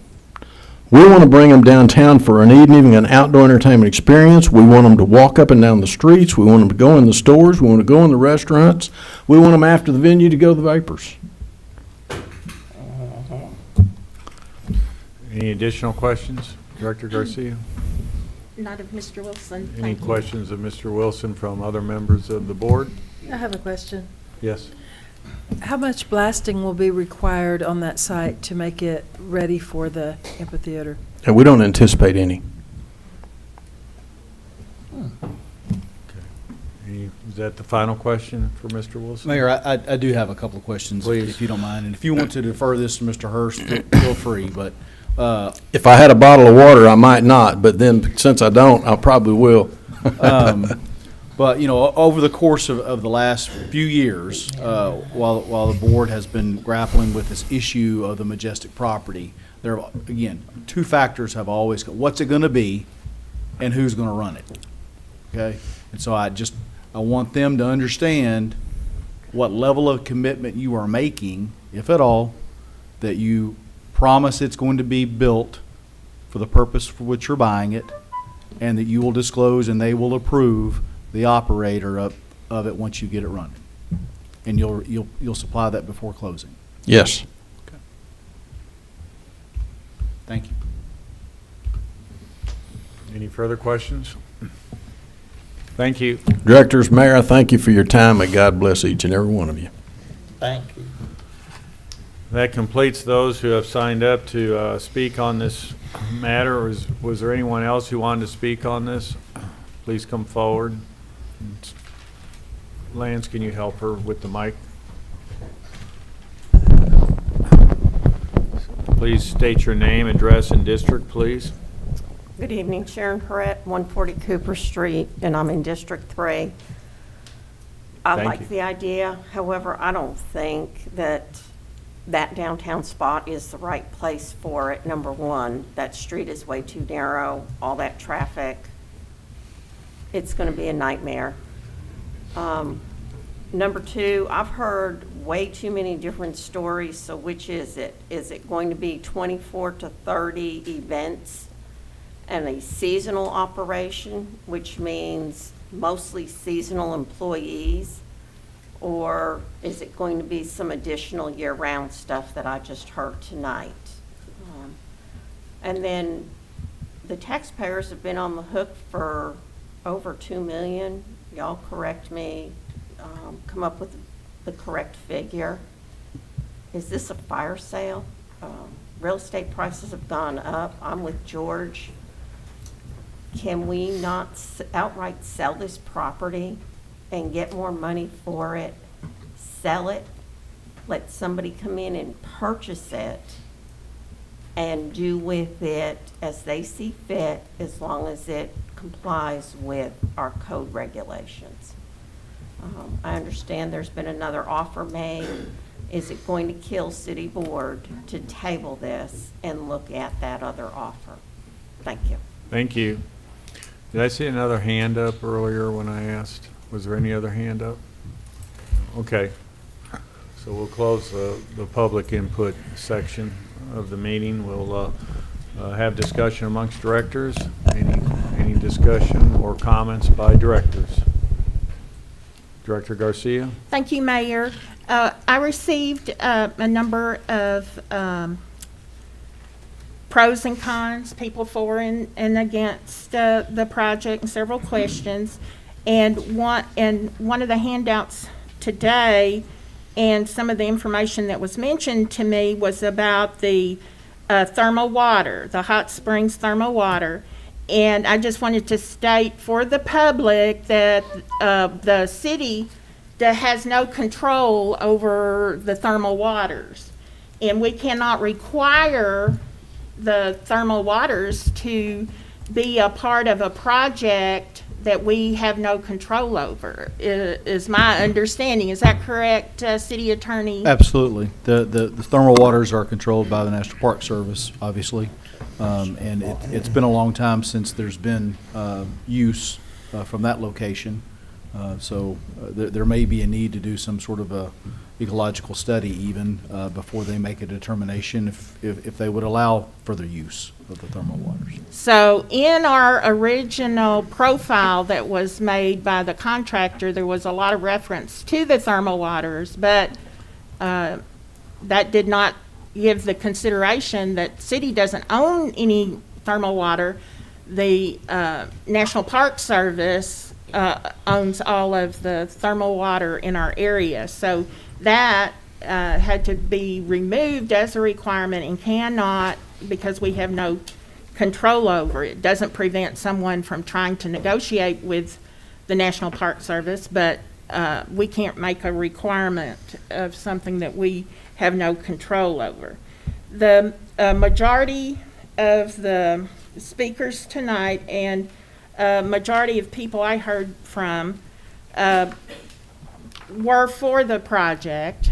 It is close, you know, about 55% of the ones I heard from were for this project. My question to the city attorney is, I think a lot of time has been put into this project. It looks like a great project and benefit to tourists and residents of our area as well. We had a late offer that came in. I haven't gone through all that, but I don't understand. Now, we've been working on this one track, and then we get another offer, and both of these are outright purchases that the lady just mentioned. That's what this is. Everything has to comply with code. If it's approved, the buyer goes to the planning department for all permits and the planning commission as required. But what now does that second late offer mean to us to be fair to everyone? Or am I making my question clear? It seems discombobulated, but Yes. moving forward, is it fair just to do this separate? Or I heard some people ask for us to wait a week or two. Right. What's the best thing? What's your advice as our city attorney? Okay. So you asked me to give you legal advice. That's You gonna charge it? No, for That's the my city parameter. board, not for me personally. And so, I'm not kidding when I say this. What is fair and what is legal are not always the same thing, right? Okay? Without this being interpreted as any comment regarding either one of the projects, you are under no obligation to accept the offer that you're considering tonight, nor are you under an obligation to delay the offer that you are considering tonight. If you wish to give an opportunity to another proposal, or if you want to go out and see what proposals you can get from elsewhere, you're at liberty to do that. But the only issue on the agenda for this evening is whether or not to accept this offer and the proposal that's been submitted by Mr. Wilson. Obviously, you could table it again if you wanted to do that, but from my seat, and I don't vote, it's not about what's fair, it's about what's legal and what your rights are, and you have the ability to do just about anything at this stage because you have not obligated yourself contractually to do anything yet. May I ask Mr. Wilson another question? Rick, please come forward. Thank you. I'm sorry to. You need some water? We got water. It'd be nice, but we don't control the thermal water. There you go. But that is spring water. I appreciate that. I got some from the city of Hot Springs. Thank you, Director Weatherford.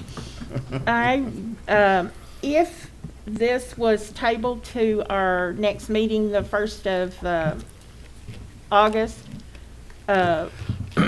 Would you go, would you do that? Oh, Karen. I don't see any reason to do that. I'm sorry, Director Garcia, I would not want to do that. Okay. I would, That's what I would wanted to know. request I would request the board to vote tonight. Okay. That's what I wanted to know. Thank you. Thank you. Any other discussion amongst directors? Director Trustee? Bill, our city manager, did we get a second offer today? I've been out today and I haven't looked at the Gmail account, so I apologize, I don't know. I did receive an email last night, or actually I believe it was Sunday night, and we did receive another offer yesterday morning.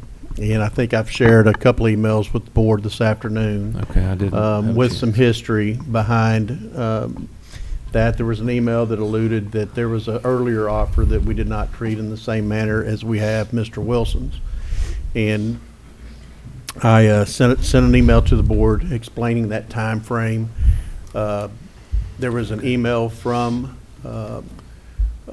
Dr. Patel early on in the discussions, November of 2018. We had just received the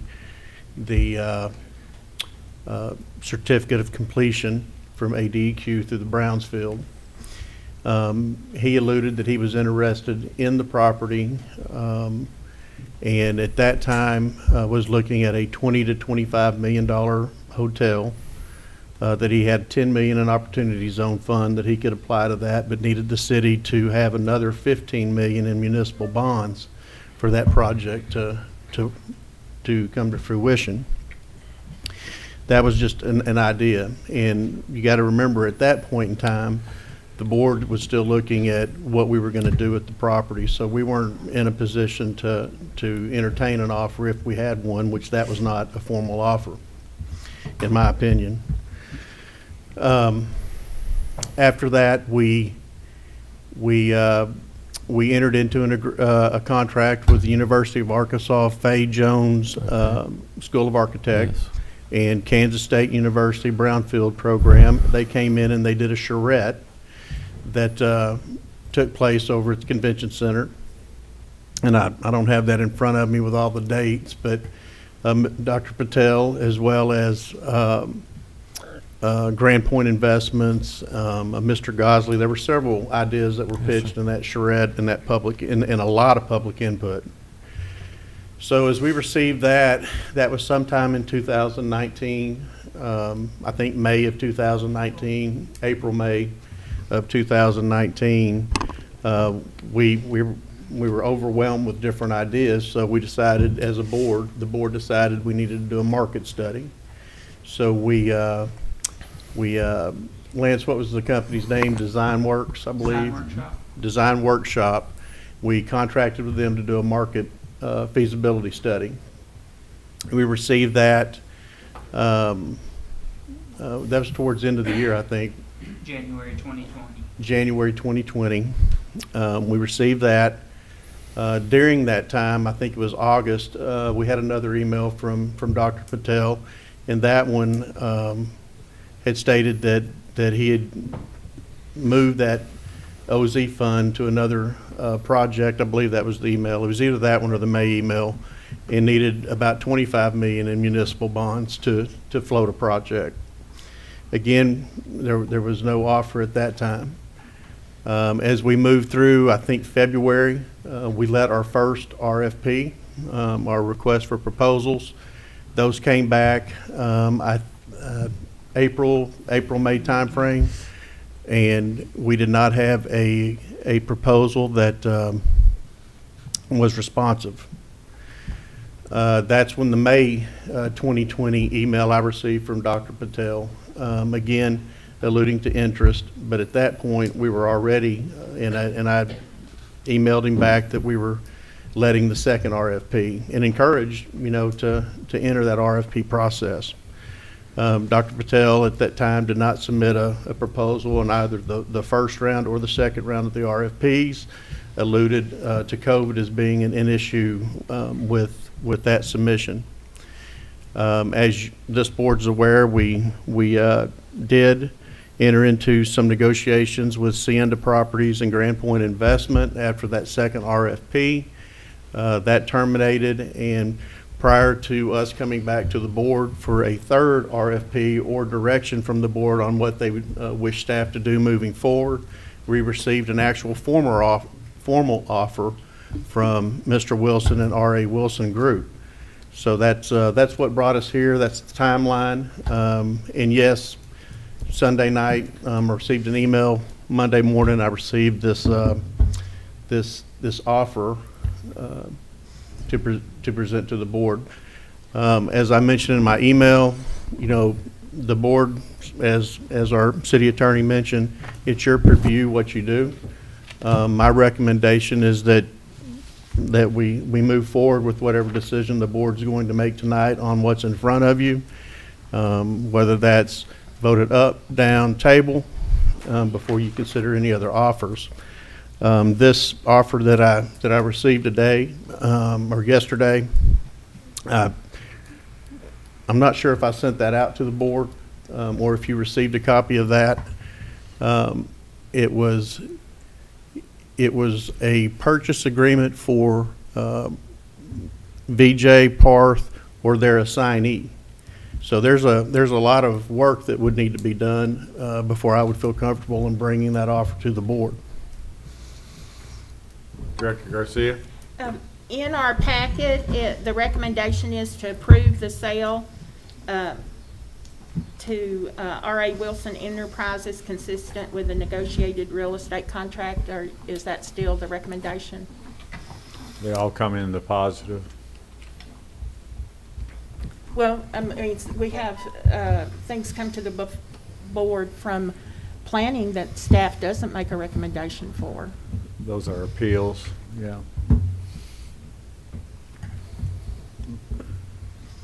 But that's what it says, that's right. I was asking.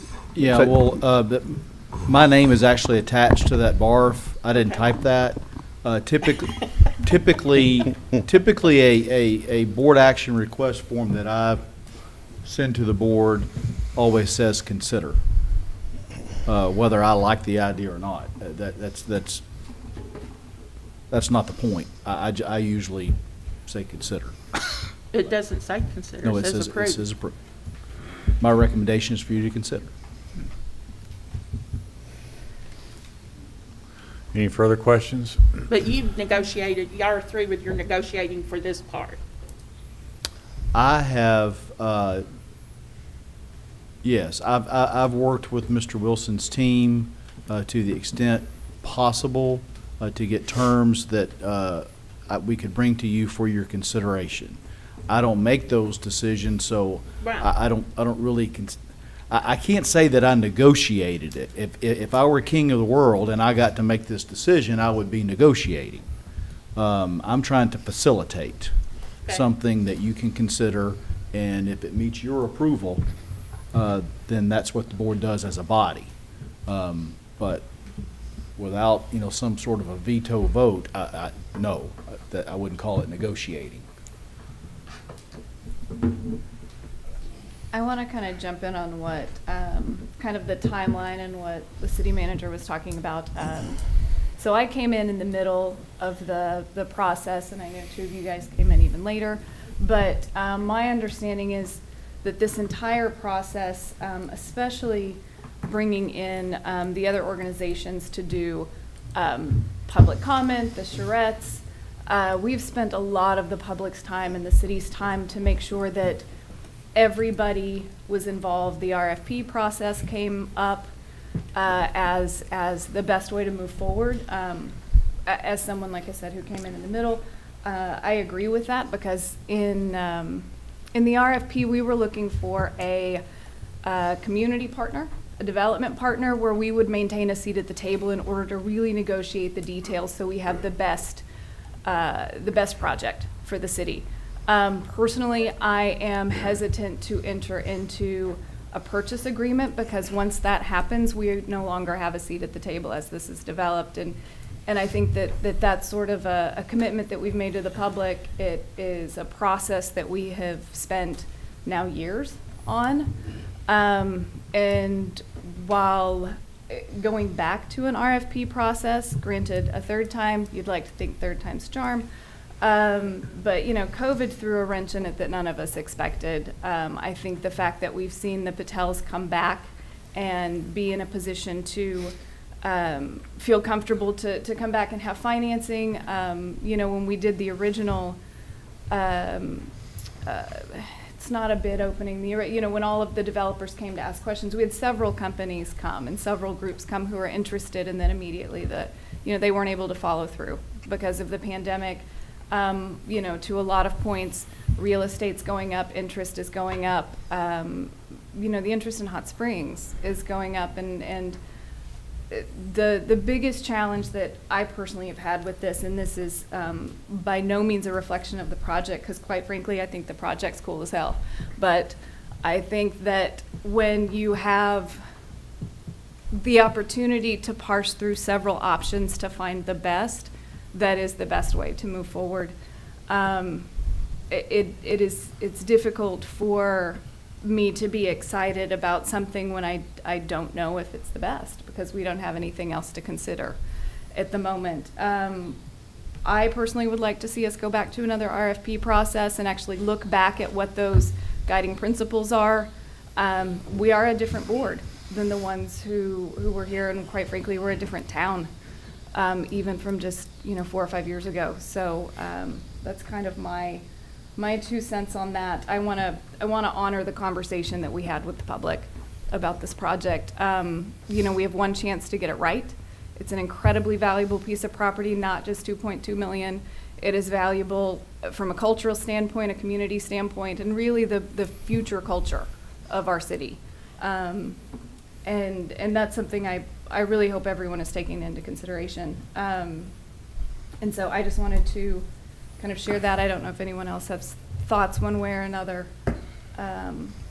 on that. I mean, it may be those of you who are here before me, but I do just want to honor kind of the intent of this entire process from day one and make sure that we keep that in mind. Any other comments? Just looking for any other comments right now. I'll just Mr. Patel has had several opportunities to come forward on the RFP and has not done it. His now offer is a few thousand more than what Mr. Wilson is willing to give us. It's not like it's a big jump in money. People are accusing us of this being a fire sale. Well, if it was if the property was worth much more, why didn't Mr. Patel offer much more? He still wants us to do municipal bonds in it, which we don't want to be a partner in this thing with anybody. We want, by no means does the city, I think, want to put any money into it, go to the city for municipal bonds to build something for somebody else. And we fought this RFP. We've had one legitimate responder to the RFPs that we have put out, and they didn't perform, which I thought, and probably the ones that were here that said okay to that RFP, thought that probably was it. They didn't perform, and still probably couldn't perform.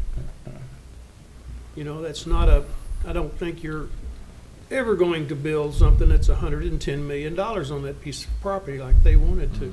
They razzle-dazzled us to the point that we were in love with it, and it didn't happen.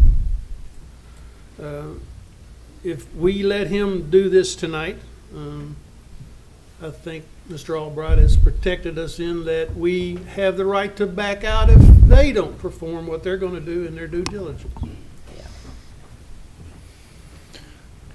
Yeah, I mean, I would just point out that both of the proposals that you're considering, irrespective of others that may come, are outright purchases. Correct. One is for, 2.16, the other one's for 2.17. You're right, the board has always wanted to have some ability to control to the extent that you can. When you have an outright sale, it's difficult to do that. And so the best that we were able to work out was the ability to have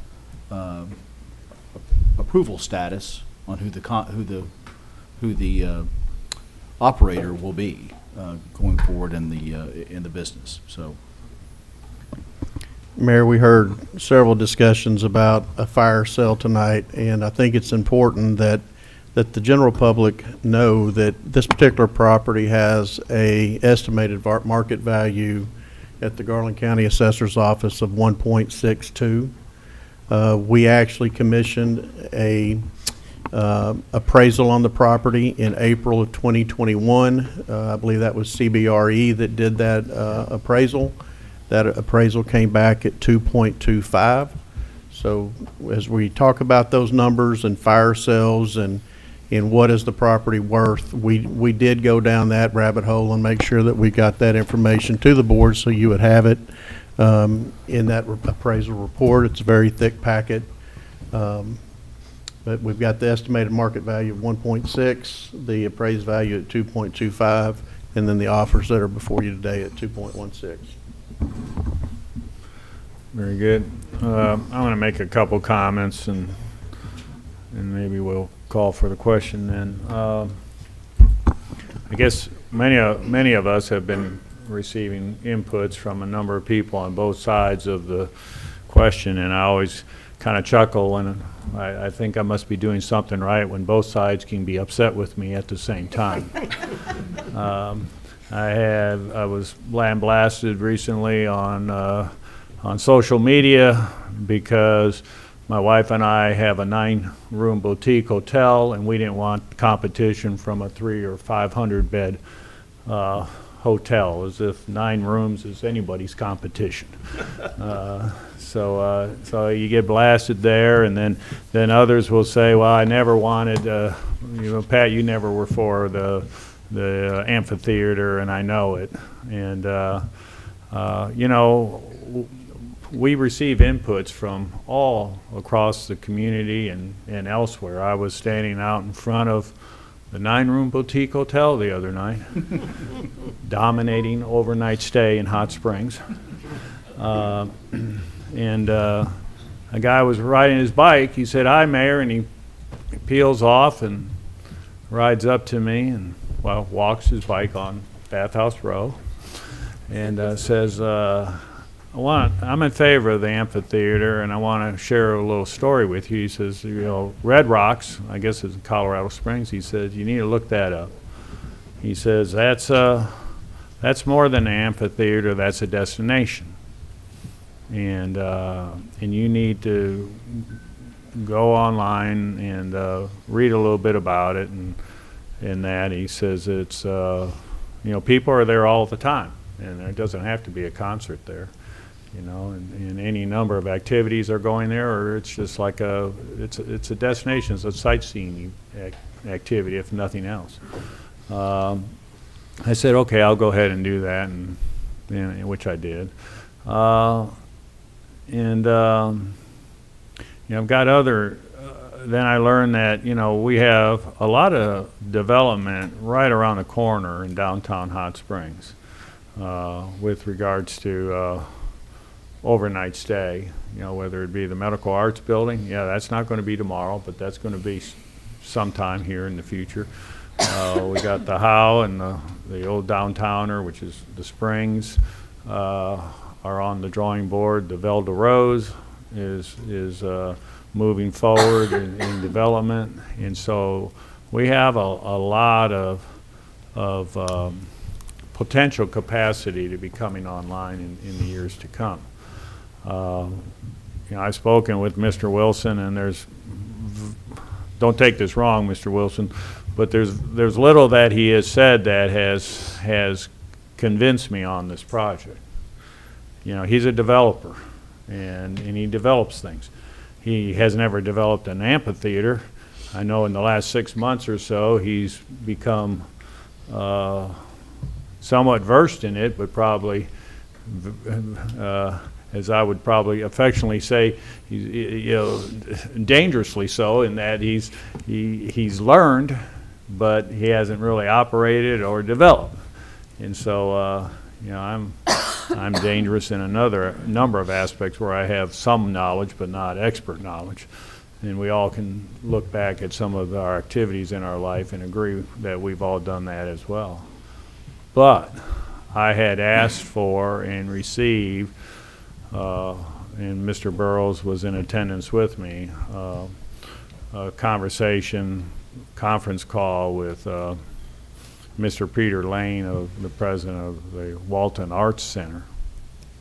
And I asked him two questions, and I'll be honest with you, I probably would forget what the two were. But the essence is our agreement or our action tonight to give Mr. Wilson an opportunity to roll this out through a due diligence phase isn't so much what he's going to do in the due diligence phase. It's what Peter Lane is going to do in the due diligence phase. He convinced me that there is no operator in the country that is going to take on this project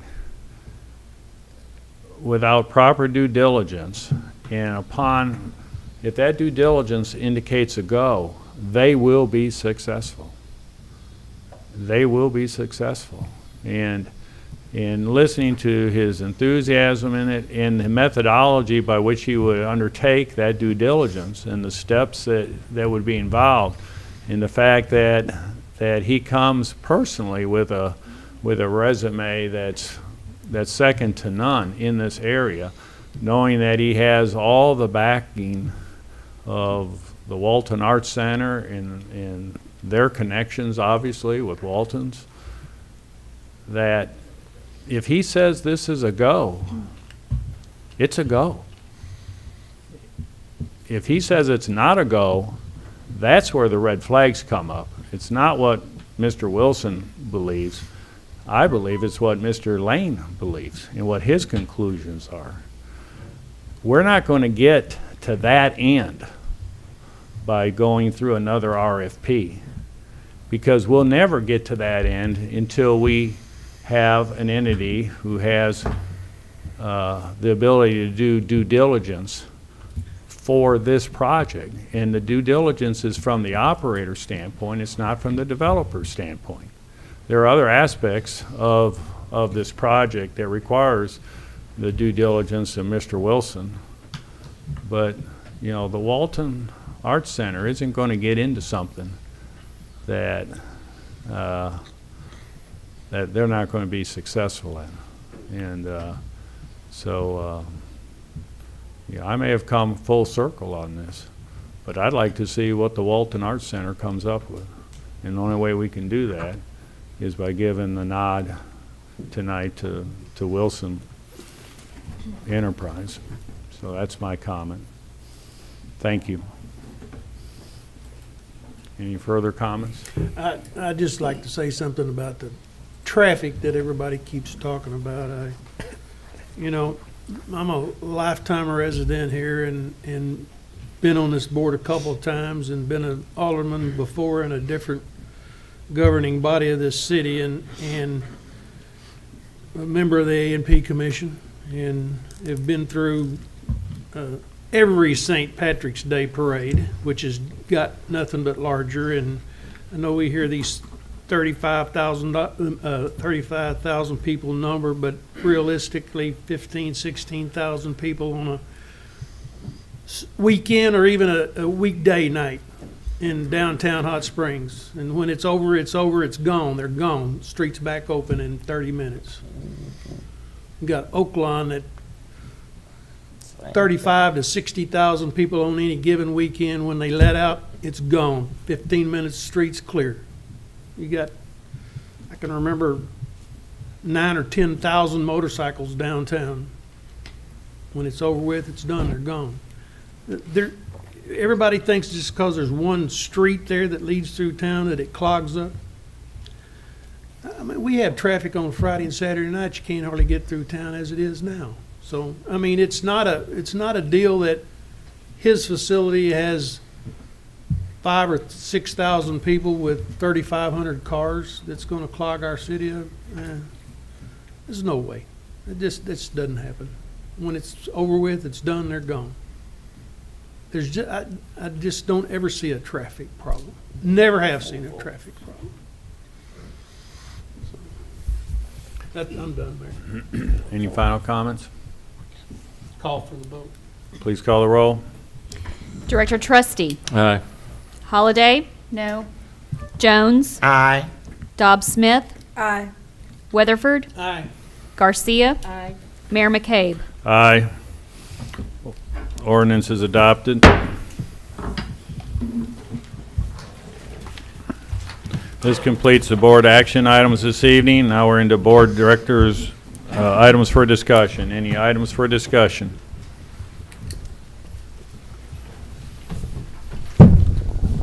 Hearing none.